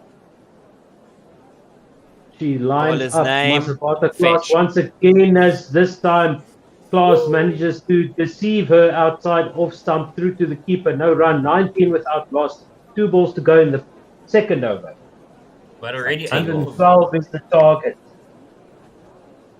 Dunkley on 17 of 9. Wyatt yet to score at the other end. Phase 2. Class is bowling her 5th ball, already conceding 8. And as of course you would deduct from that Shabnim Ismail in the first over conceded 11. Dunkley pressing onto the front foot, well outside her crease. Glass in wide, outside off stump, just inside the wide line. Dunkley tries to pull this one from outside off. They only get a single. 20 runs to England, no wickets down, 1 ball to go in second over. Target is 112. Fantastic change of pace there from Class. Just changing things up, but hopefully they don't try to do too much, Bob. They're going to have to try to do too much because they're only defending 112. And the target's already under 100. If anybody's thinking we're a little bit harder on the ladies after this one. Dot ball, Wyatt, half-hearted cut shot straight to back the point. No run there. 20 runs on the board. 2 overs gone. South Africa. If anybody thinks, trouble. that we're too harsh on the ladies or too hard on the ladies. If you watch the South Africa Sri Lanka series in which South Africa got a hiding, we were just as cruel. Trust me. Yeah. We are gorillas. At heart, we're gorillas. We are merciless. Just go watch that series. Watch me die on the inside as Sri Lanka win, sitting next to a Sri Lankan. That was awesome. And watch that Sri Lankan cream in his seat as his team made history. Yeah. That was just it was the best. It was the best cricket radio that you ever find anywhere in the world. Challenge me on that. At Osmaster on Twitter, you can tweet at me on that one. Dunkley will face Ayabonga Kaka. Change of bowling and received by a ball outside the off stump pull. Bit of pace off there by Kaka, and it's a dot ball. Precious gold dust dot ball. Interesting that the signboards now show up had Ibonga Kaka's name on it just before she started her over. Full toss outside off stump, and it's pulled by Dunkley down to mid wicket for a single. 21 without loss. 20 balls done. 17.4 overs to go, and England only need 91. Yeah. To win. Would you guys rather Wyatt on strike, yet to get off the mark. She's facing Kaka, and she will not face another ball. She's bowled by Ayabonga Kaka. Wyatt is gone. Ayabonga Kaka, you beauty. You ebony queen. 1 down. Yes. 9 to go. Hey. Oh. Yes. Team up, just having a hoik, and the look on Wyatt's face says it all. She knew she missed it. It was the death rattle that you heard. You missed. I hit. Clang. Eyes open. Eyes up. Eyes closed to the heaven. Going, oh no. I love it. And to go for it back, that's shameful. Shameful when you're on the other ends and boshing the bowlers around. But that's the thing. She has been boshing the bowlers around, but it's not like she's looked that great in the middle. She's just getting away with stuff. She should have been. She should have been caught in the previous over. Oh no. But yes, that's just how the cricket gods are not shining down on the momentum Proteas at the moment. Well, that's Brian E. Smith. 4 matches, 16 runs, average of 5.3, strike rate of 100. She's coming in to replace Wyatt. And so Ayabonga Kaka has got the first breakthrough. She continues now, right arm over the wicket. And this is a very good-looking, confident back foot drive, straight to mid-off. No run. 2 balls to go in the third. 21 for 1. The target is 112. Smith is there. Still on naught. And Ayabonga Kaka still hasn't bowled to a batter with a score off the bat. She comes in round over the wicket. And it's straight back to the bowler by Smith. Ayabonga Kaka getting the job done here. Dot balls, dot balls, dot balls. Wicket, dot ball, dot ball. 1 ball to go in the third. 21 for 1. As we notice something different from Mignon du Preez's batting technique, the back foot isn't stepping away from where the ball's coming from. Straight to the fielder again off the back foot goes Smith. Hey, wicket. No run. 3 overs gone. 21 for 1. And it's one it's 1 for 1. 1 for 1. Just one in that over. Yeah. But stop. Yeah.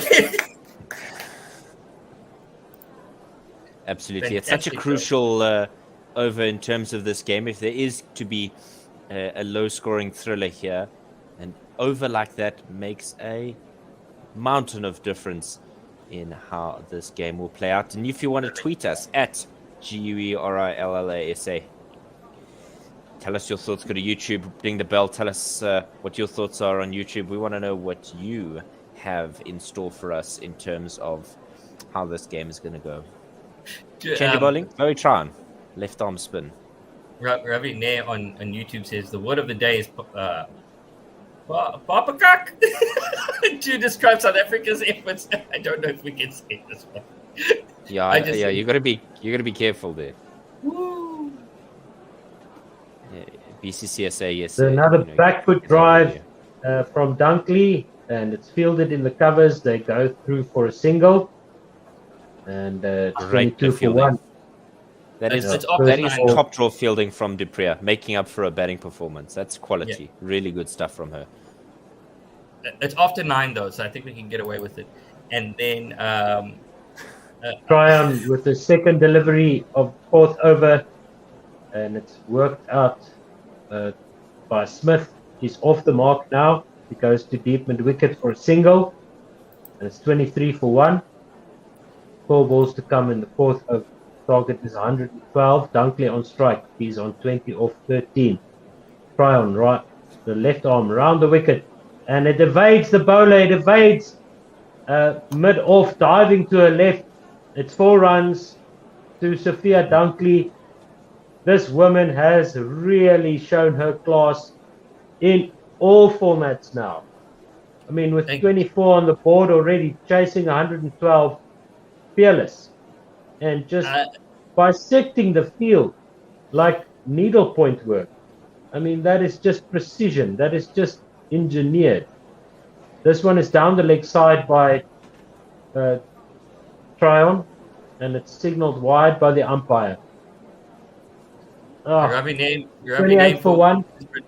Bougie A. Tryon into Dunkley. She goes with a back foot drive once again, but this is straight to mid-off. No run. 28 for 1. 2 balls to come in the fourth.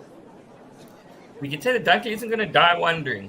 No. She's going to take a chance. No, she's seeing this ball like a soccer ball. She just works this to the onside, forward of square on the leg side, goes through for a single, gets off strike. She's on 25 of 16, Sophia Dunkley. The score for England, 29 for 1, as Smith gets this one going high up into the air, and Chloe Tryon runs back as Ishmael runs in from mid-on, from long on, and escape for Smith. 30 for 1 is the score, 4 overs gone, and the target 112 for England. They are rollicking along. That was a near almost chance, maybe chance. Good to see Chloe Tryon bailing out there as soon as the ball bounced to let Shamim Ishmael clean up instead of running her over and pulling, having a Andile Petlakwayo, Keshaf Maharaj moment. Yeah, apologies, Coach Dave. No worries, it's my own Wi-Fi challenges. Speaking of that incident, Andile Petlakwayo not taking any further part in this series that is ongoing. Parallel. I like to see both the men and women in the same country touring. I think that's a good idea. Parker wide outside off stump over the wicket to Smith. She flashes a bat at that, and luckily for Parker, she does get something on it because that was outside the wide line, and it's a dot ball. Smith facing Parker's second delivery, fifth over. And she's bowled! Cleaned up! Ayabonga Parker gets the wicket of Smith. She's gone for 2. Give us the figures there. Well, she didn't stick around very long, did she? Brownie Smith gone for 2 from 6 rather, and a strike rate of 100 divided by 3, 33, 3, 3, 3, 3. It's just a hoik across the line. It's a simple error, but crucially, it's the hard work by Kaka. I mean, you could see that she kind of got into the skin there, did Ayabonga Kaka of Brownie Smith with that previous delivery, leering after a ball that was worthy of a double wide jingle, and then the full and straight, and that is the end of Brownie Smith. It means South Africa have their second, and in the fourth, and as much as England are rollicking, wickets make a world of difference, because now you again have Dunkley stranded whilst a new batter comes to the crease, and it's Nat Siva. Oh, Oh, not her again. Oh, no. It's the African side. Not her again. 92 T20 matches in her career. 1,720 runs. Average of 24.93. Strike rate of 113.3. Nat Siva is there. England 30 for 2. Ayabonga Kaka with the third delivery of the fifth over. Outside off stump. And Siva defends this out to long on. They take 1. Siva off the mark. Dunkley on strike. Ayabonga Kaka. Another beautiful delivery. Hitting the top of off. That is textbook. Thumbs up from the coach on that delivery. She's bowling straight. Top of off. It's a fast bowler's dismissal. Absolutely. Yeah. But yeah, Smith did not have to go that hard right out the gate. If you're having Dunkley just, as you said, bashing everything to all corners of the ground, she could have just faded the strike, taken a time. But for some reason, T20 cricket makes people do really weird things. Yeah, last one. Well, 34 for 2, 5 overs gone. Run rate achieved now back down just over 6. And South Africa defending a 5.5 run rate here. So, only 3 extras so far. And that's Aya bonga kaka. Boom, boom. Yeah, that's all her. She needs the backup though. She needs another bowler to come up and keep things tight at one end. But she's halfway through overs, so maybe. Yeah, she's done her part. Yeah, she's done her part. Yeah.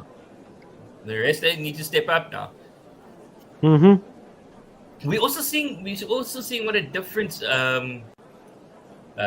Marizon Cup makes to this to the balance of this team. Not having a play. Huge difference. Absolutely. Masabata class to begin the 6th. She's going to go to Sophia Dunkley, who's on 27 from just 18 deliveries, screaming along at 150 strike rate. And when eventually we do get the delivery, we'll call it for you. Masabata class taking some time to set her field. Class. Very good ball. And Dunkley up to the task. She smokes it past the bowler. Masabata class had a thought about catching that and then thought better of it. That would have broken her arm in at least 3 places. And it goes sailing past the bowler. That was absolutely tonked. No. Out of the middle of the bat. Oh, Masabata class just defending. Yeah, you're trying to get your head. Yeah. Her facial features. Yeah, sure. Wow. What a shot by Dunkley. 38 for 2. Second ball of the 6th over. Class over the wicket to Dunkley. Slower ball outside off stump. And she drives this straight to extra cover. No run there. 38 for 2. Fielding. Dupree, the senior player. Senior player. Speaking of Die Tannie van Pretoria. Senior player Mulder scored another 100 for Leicester. That's 200s that he scored in England.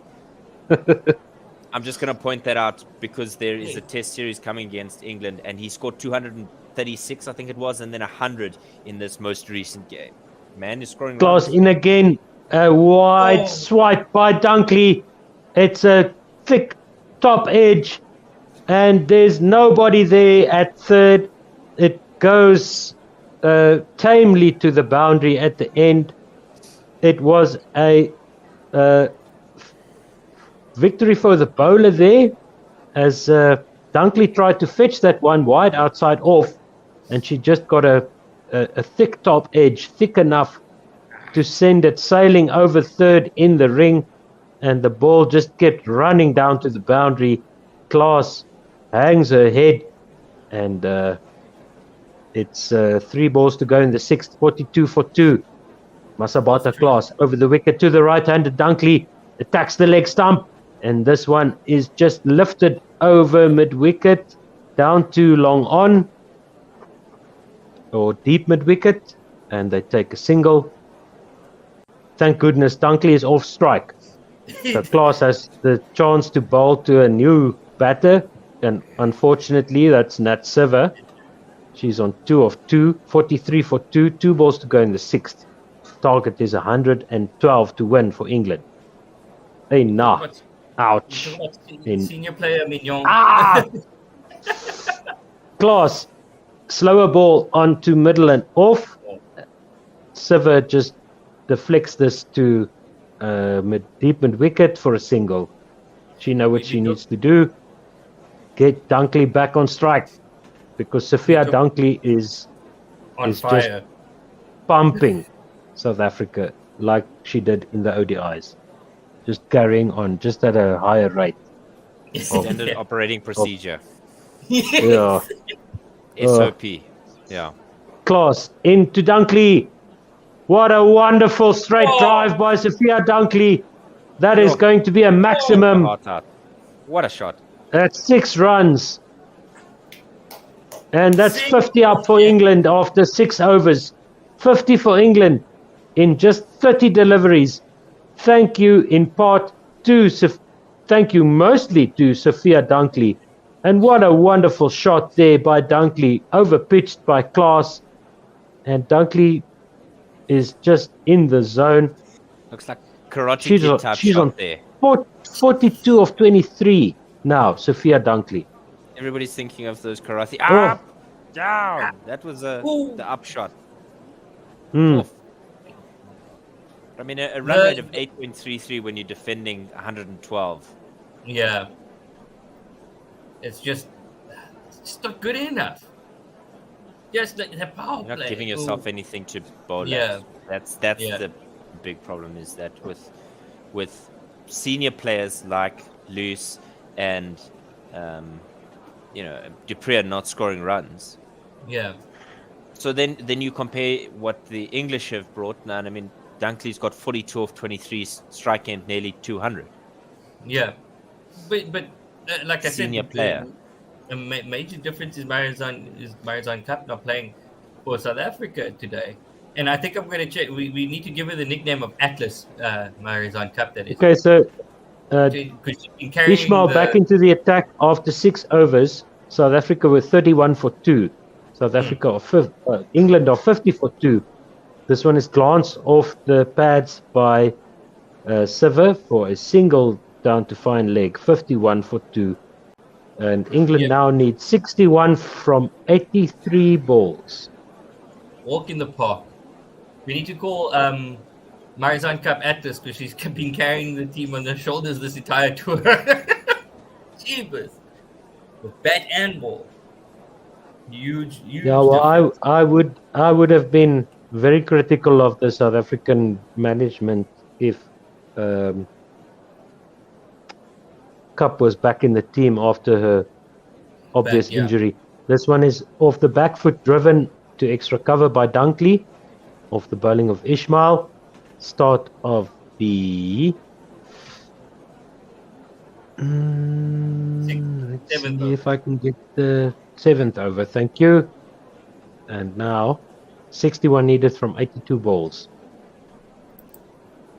Dunkley on 42 of 24, and it's a no ball by Shabnim Ishmael. Ach nee, my heer, kyk. I don't trust this umpire. Yeah, man. Can we have a look at the replay? I don't trust this umpire. She's given a howler. She gave a howler very early. Dunkley steps outside her leg stump. Ishmael follows her, but Dunkley manages to connect down to deep and wicket. Just a single. Don't panic. It's the third ball to come of the second over, and England are 53 for 2. They need 59 from 82 balls. South Africa need wickets. They need hat-tricks. Ishmael into Siver. She just pulls this. Thanks for coming. Back of a length from Shabnim Ishmael, and Nat Siver just swivels. And that is a top quality shot. Scrambled seam. Nat Siver says, thank you, that's on my leg stump. And she just helps it. And she actually pulls it in front of square. And this time Ishmael tries the slower delivery. It goes to square leg, straight to the fielder. They get a single. It's 58 for 2 now. 54 needed from 80 balls. Dunkley now on 43 of 25, and Nat Siver 9 of 6. The late great Richie Benno would say, lovely stroke. Just a lovely stroke. A Connor lovely Simon stroke. says, seems like we're going to see our beep through our green colored glasses in the voice of passenger. Carla. It's another pull shot by Dunkley. They get 2 there, I think. 59 for 2 is the score. 53 needed now from 79. And Dunkley is on 44 of 26, and Siver on 9 of 6. She will be facing the next delivery. Last ball of the 7th over.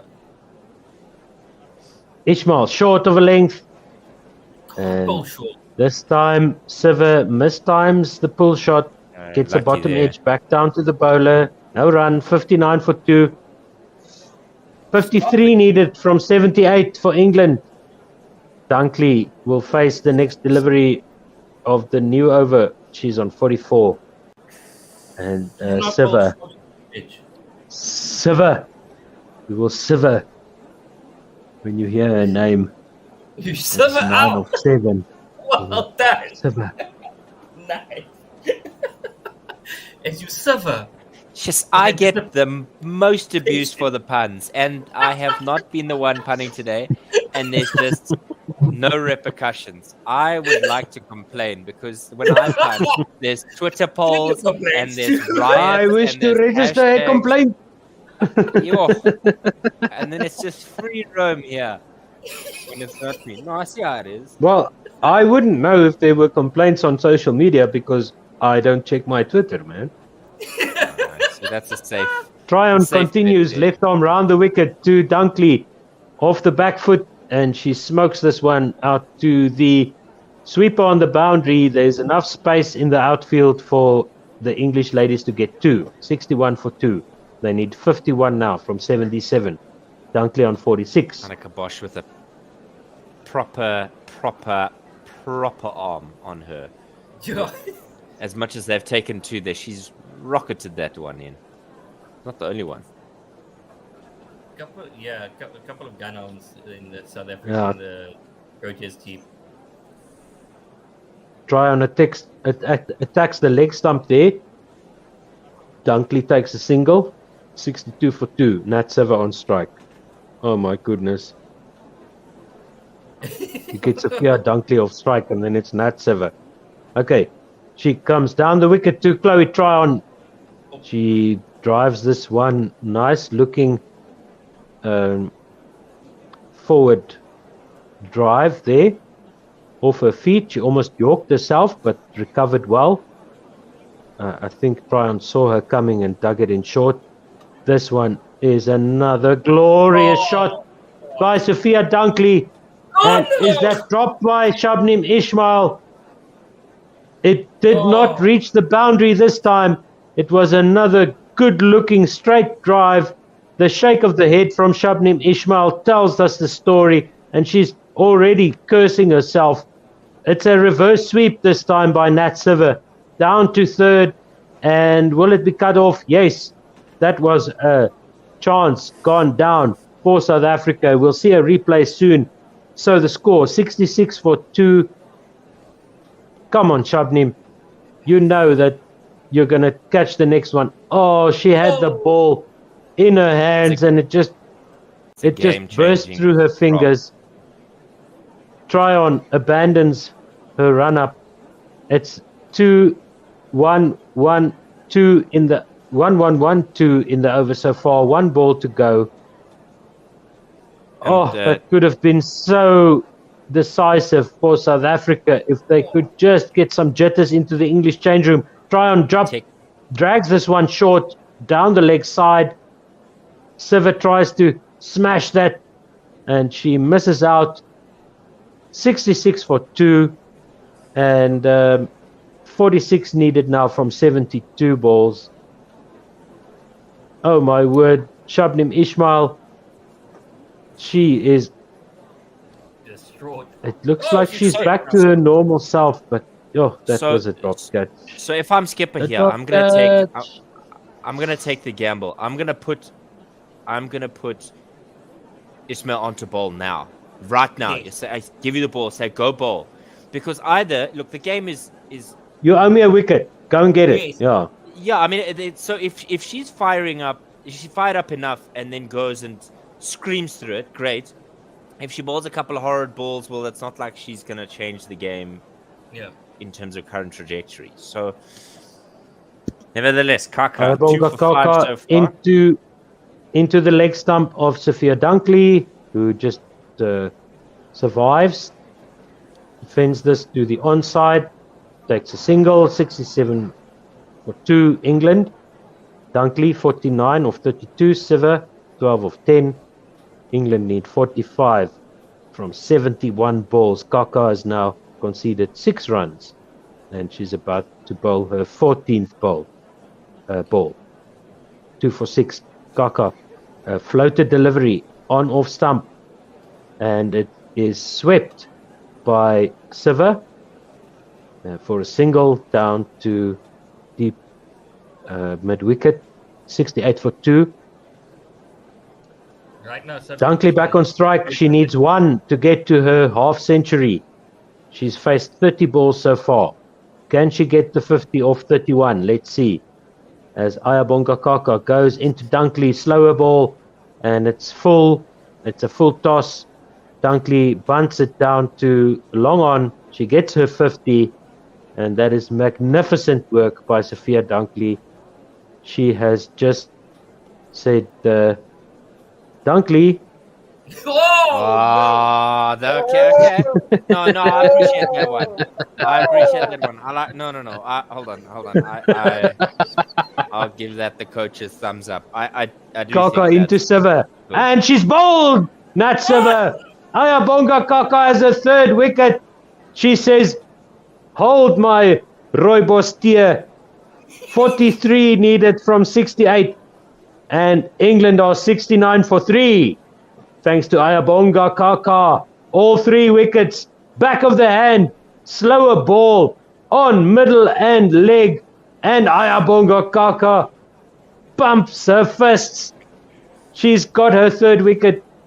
That's Natalie Siver gone. She's faced 12. She scored 13. She was bowled by Kaka like all 3 other, well, both of the other English women rather. So well done, Ayabonga. So Game on. Ayabonga Kaka needs to do it by herself because no one else is taking the wickets that much. Yeah, because nobody wants to catch the ball.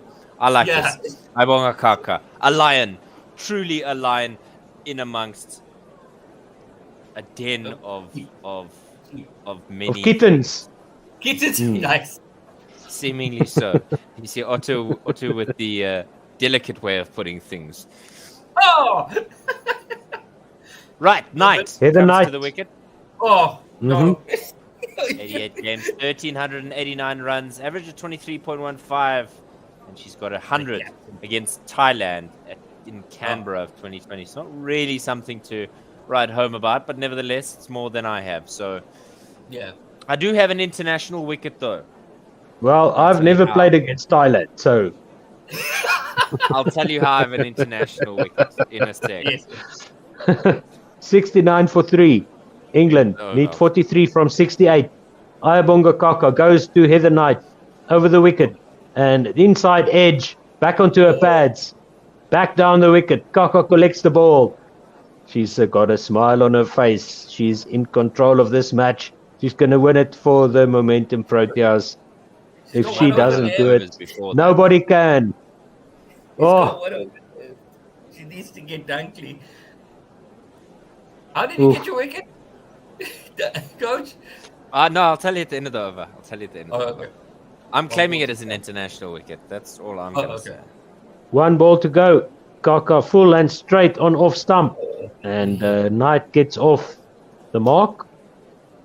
70 for 3 now. England need 42 from 66. Dunkley with her 50 of 31. Knight there on 1 of 2.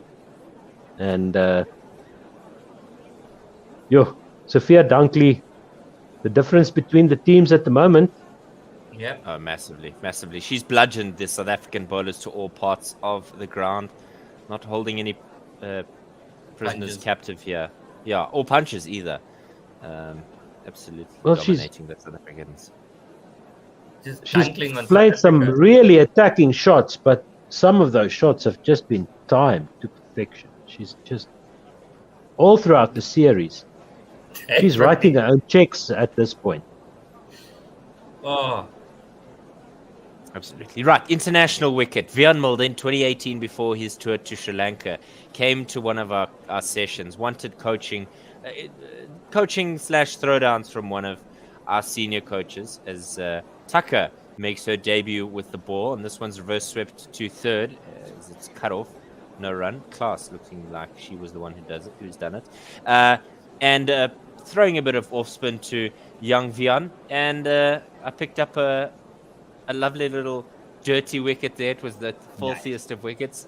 Through bat and pad, it hit a bit on the turf. Hit like a hole there. Cleaned him up, and I completely claimed it. This one turning into Dunkley as Tucker gets the second ball going. No run there. So I celebrated as if I'd like Imran Tahir, just like best wicket ever. Wicket it is. Right, Tucker in again, floated this one, hammered down the ground by Dunkley as she uses her feet, but only finds good old looks like Tryon down there. No, it's not Tryon. 1 run. Well, if you're gonna claim that, I'm gonna claim.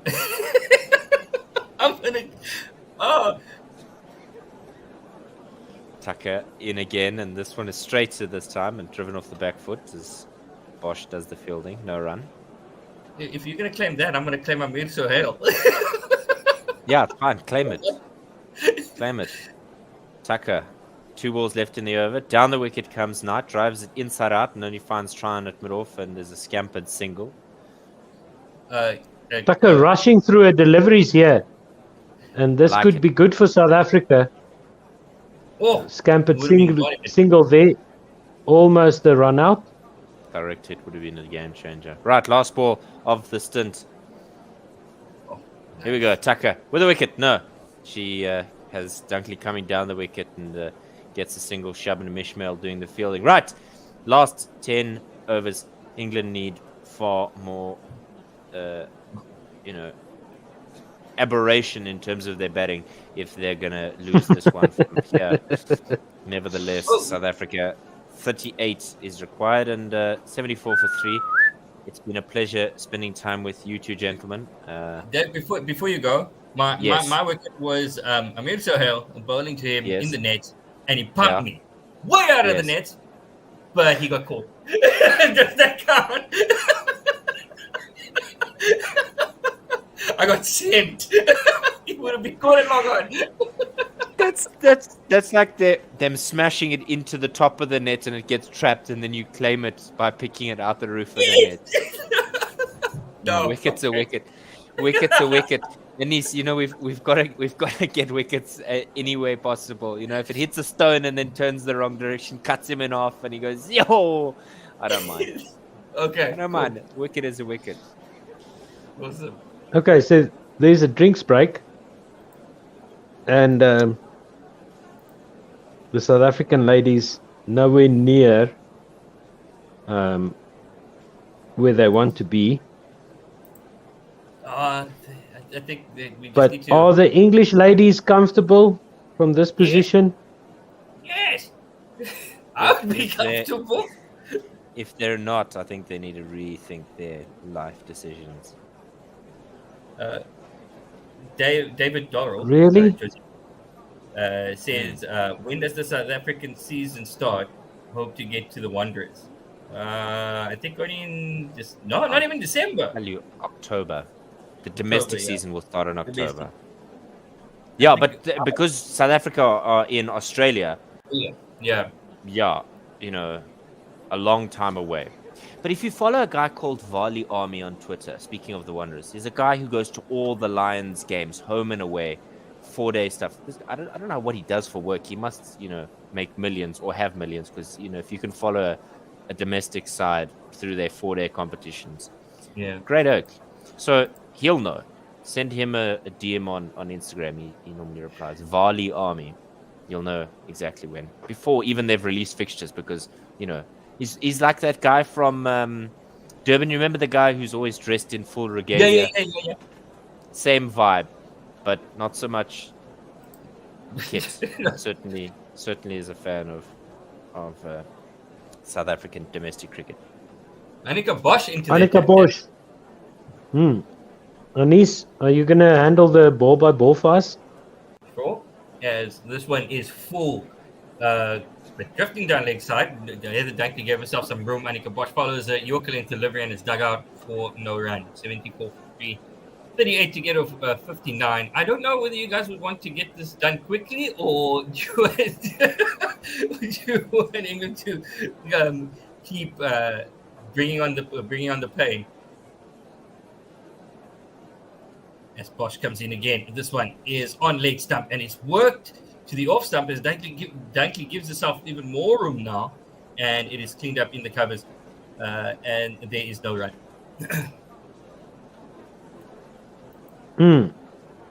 So, David Dorrell on YouTube. Ach, nee, man. And you can see the disappointment on Annika Bosch's face.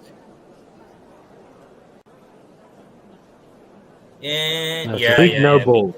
Big no ball. And this one is outside off with a free hit, and it's muscled down the ground. But luckily there is some protection down at long off, and they come through for the single. 36 now needed, or 50. So, as I see the comment here from David Dorrell, I believe he's Woy Pompon. And I had the same critique, but I've got a better camera now. So don't be too harsh on Anise, please. Oh, I'm sorry.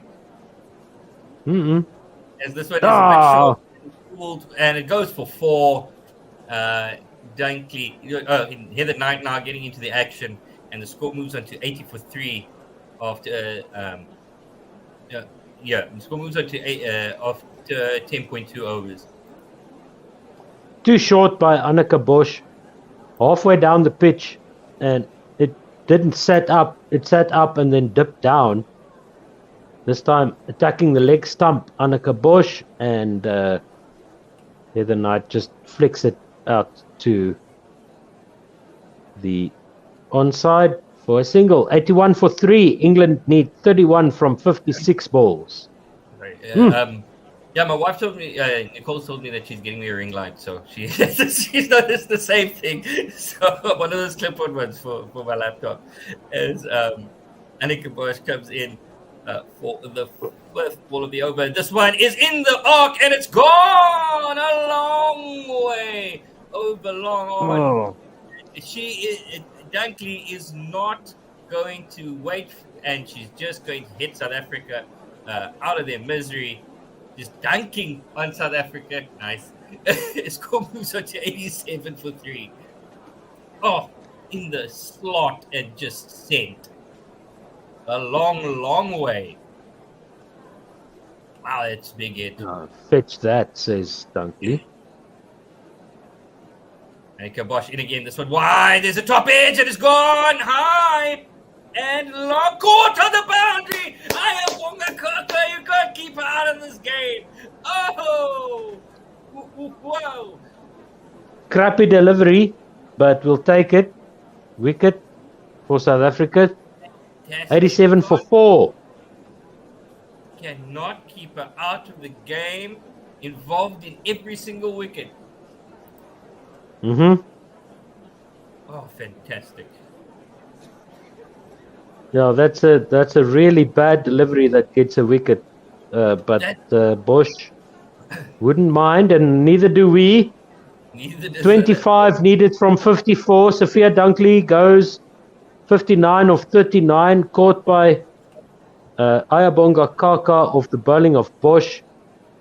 And let's see. She scored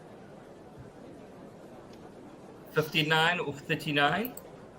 Yep. Of 108.33. Yeah, she scored 5 4s and 3 6s. Sophia Dunkley, the difference. And she'll be congratulated for the win when it happens for England, not if it happens. Leah Schneider says that went higher than a Russian T-72 turret to the Ukraine. Oh!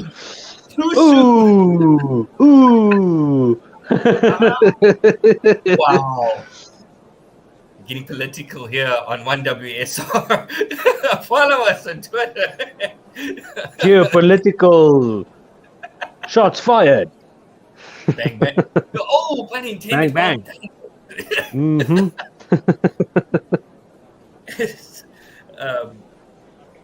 Tucker comes in, and this one is just full on middle and leg and is dug out.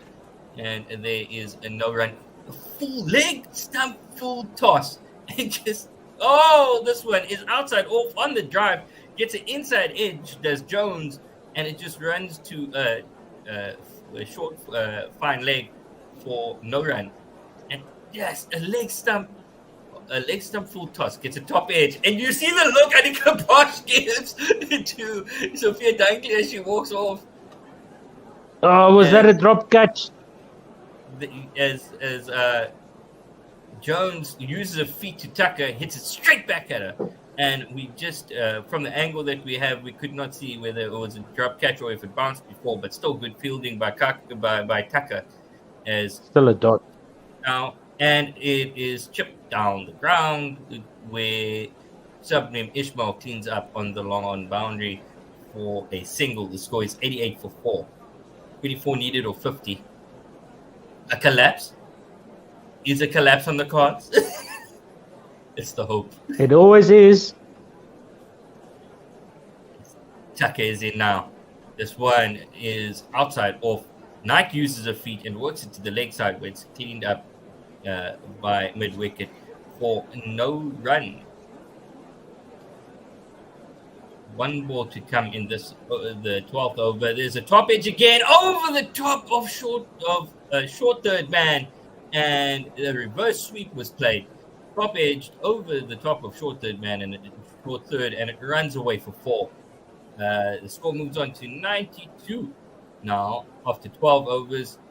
20 runs to get to win with more than enough balls in hand as England seem to be on their way to an easy victory. Yeah, and as usual, with the Protea green-coloured glasses, the Proteas need 6 wickets in the next 2 or 3 balls. Who it's do we going to have be tough left? from here.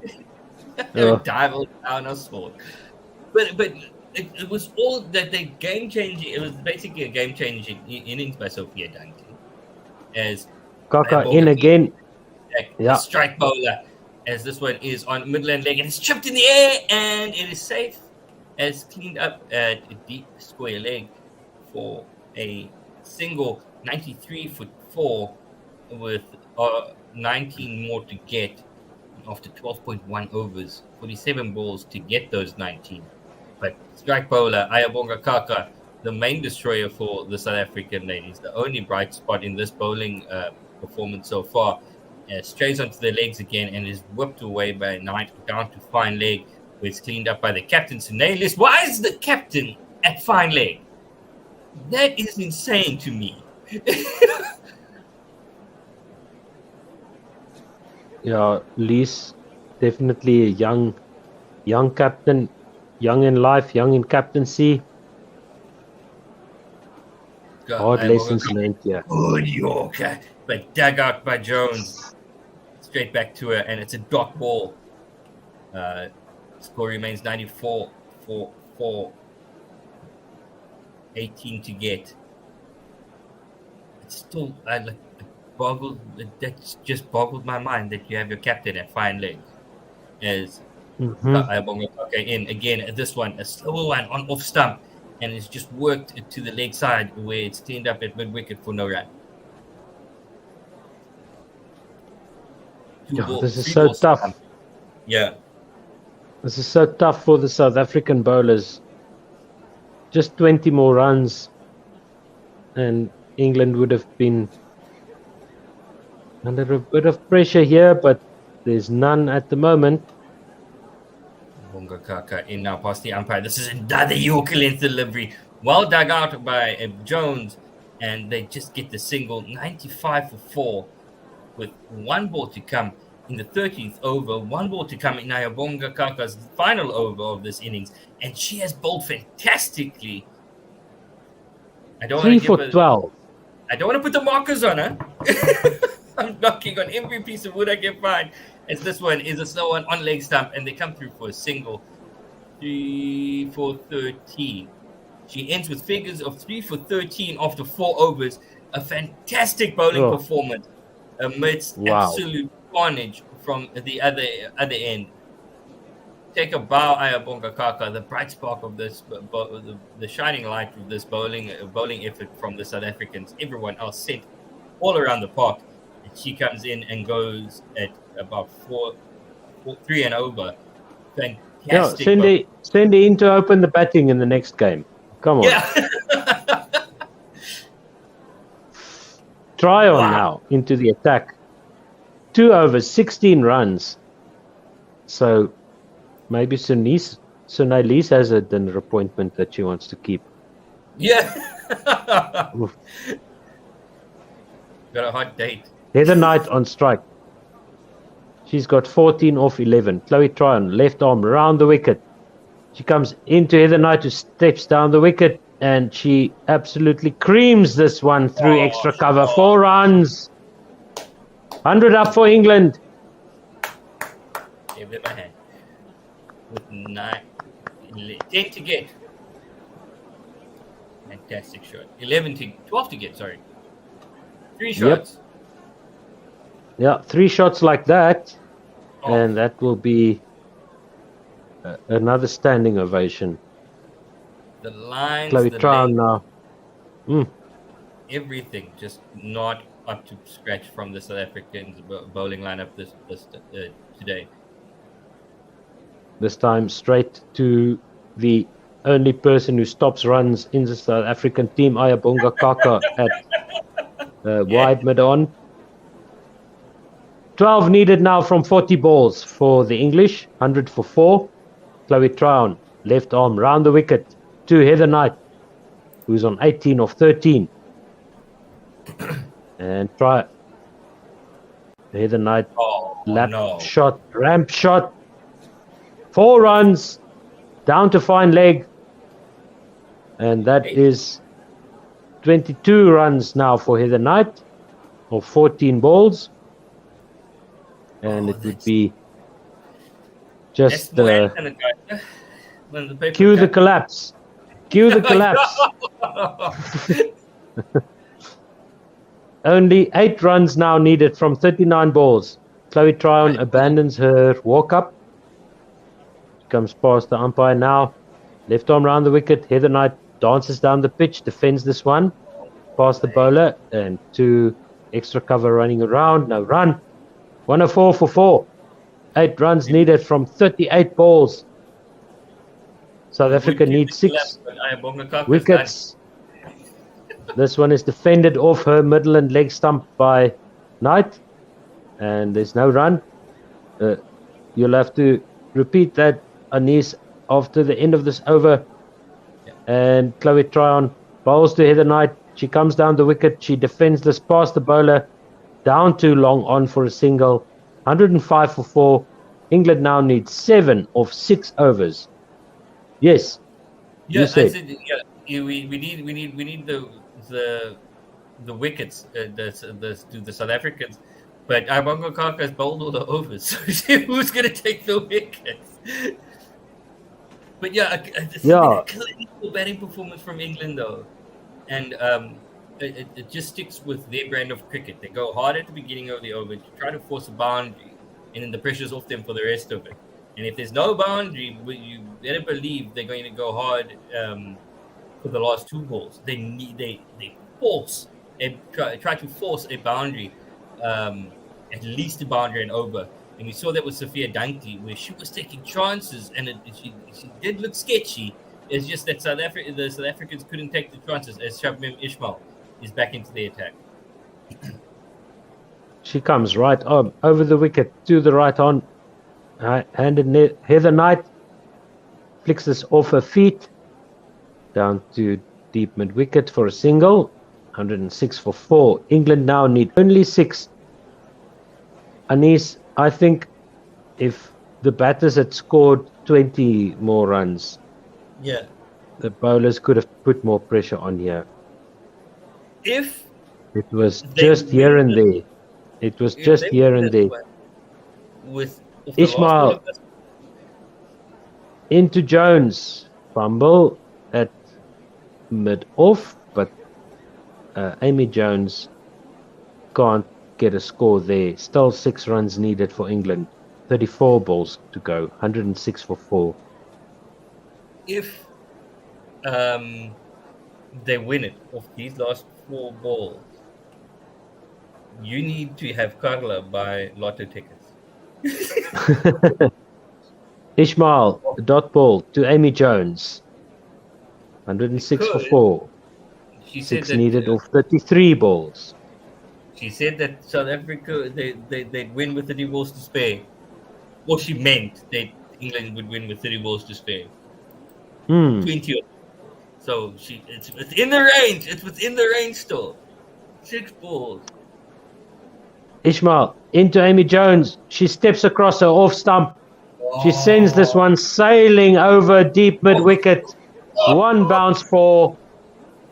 And that is just about that. 2 runs needed from 32 balls. Oh, come on. Make it 30. Just a nice pick-up shot by Amy Jones as she steps to the pitch of the ball off the fast bowler, South Africa's fastest bowler. Ishmael in again, and Jones drives this one to cover for no run. England need 2 from 31. 110 for 4. Ooh. Yeah. Yeah, no. It's, that batting performance by South Africa gave the bowlers nothing to work with. And it's another exercise in having your face used to wipe the floor. That is the end of the match. England win by 6 wickets. Wow. Hugs all around for Heather Knight and Amy Jones. England win by 6 wickets. Congratulations to England, first of all. Yeah. And then we can talk about the momentum Proteas. Let's go. I'm just going to go through the scorecard quickly. It's a bad tour that's just getting worse. Yes, please give us the scorecard there, Anis. Sophia Dunkley scored 59 off 39 before being bowled by caught by Ayabonga Kaka off Bosch. Danny Wyatt came in, only faced 4 balls. She was the first wicket to fall. She was bowled by Ayabonga Kaka. Bryony Smith was also bowled by Ayabonga Kaka. She was the second wicket to go, 2 of 7. Nat Shiver then was bowled by Ayabonga Kaka for a 13 of 12. And then Heather Knight and Amy Jones, both not out on 24 and 11 respectively with 5 extras. England getting to 114 for 4 after 15 overs. We have the bowlers. Shabim Ishmael bowled 3 overs, 0 for 29, going at 9.66. Matsabata Class bowled 2 overs for 25, going at 12.5. The star of the bowling lineup, Ayabonga Kaka, 3 for 13 in her 4, going at 3.25. Chloe Trion bowled 3 overs, 0 for 25. Dalmi Taka bowled 2 overs for 9 with no wicket. And Annika Bosch bowled just the solitary over, 1 for 13, and she went at 13 runs and over. If we need to speak about the South African performance, we keep saying, lessons learned. But are they learning those lessons? It doesn't seem so. And that's a very frustrating thing because it's the same mistakes over and over again. It's the same, how can I say, they're playing to the same game plan, and their game plan hasn't worked the entire tour. And you can see that this team is just deflated. None of the players have a lot of confidence in themselves or in their teammates.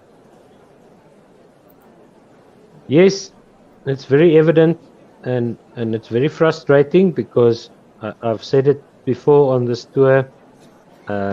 We know they are better than this. Yeah, that's the frustrating part. We've seen all of these players playing better than what they've done so far on this tour, except for the test match. It hurts. It hurts the heart. It's just one of the things where you look at the body language and it's like these ladies just want to come home now. That's how they're playing, and But they need to get out of this funk. But I don't know. if management needs to step in, or they need to go on a mountain climbing excursion like the men did with some life coach, like the body language. They don't have a lot of time left. They don't Yeah. have a lot of time left, and they've got only 2 T20s left to salvage something from this tour. I mean, the test match, we can say that was very nice to watch that, and that was awesome. And they got the draw thanks to the weather. Yeah.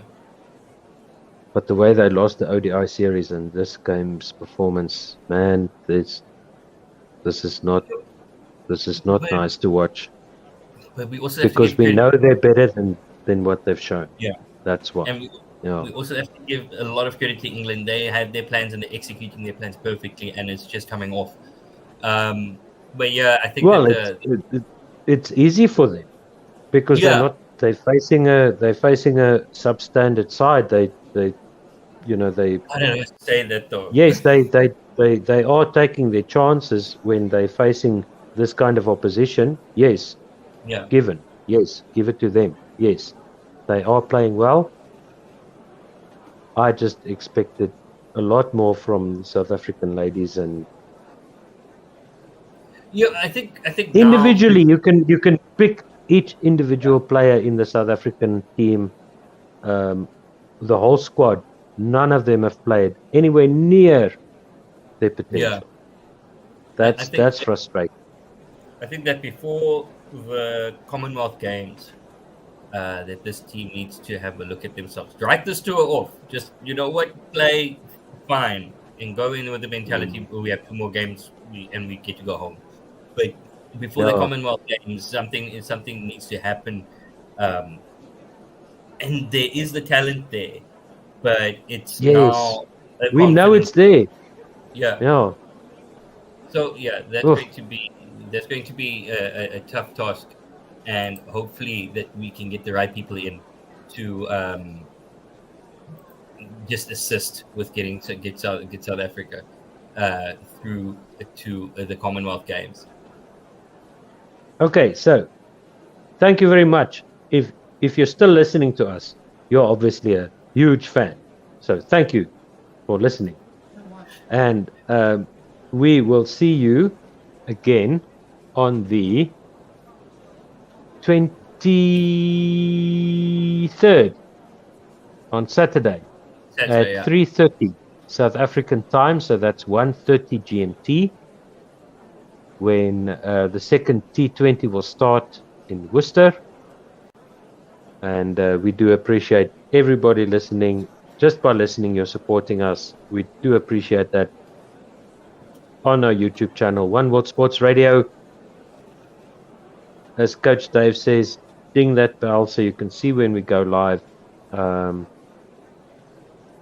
We love all of you so much. Thank you for listening. Final thoughts, Anis? It's a bit, a lot to do, a lot to unpack for the Momentum Proteas. Good show from the English again. It's just that it's going to be so frustrating if they come into the second T20 and they perform the same, or they try to do the same, so that so we see that they haven't learned anything. I just hope we see that there is that evolution where you can see they're trying new things, or they're trying to apply, or we can see them trying to fix the deficits that they had in this T20, in the second one. So I just want to see some improvement, or see that they're working towards an improvement. That's all I'm looking for in the second T20. Here. Have a good night. Thank you so much, Anis. Thank you, David. Thank you, Jenna. Thank you, Leah. Thank you, everybody. We will see you again on Saturday. Much love. Bye-bye. Bye.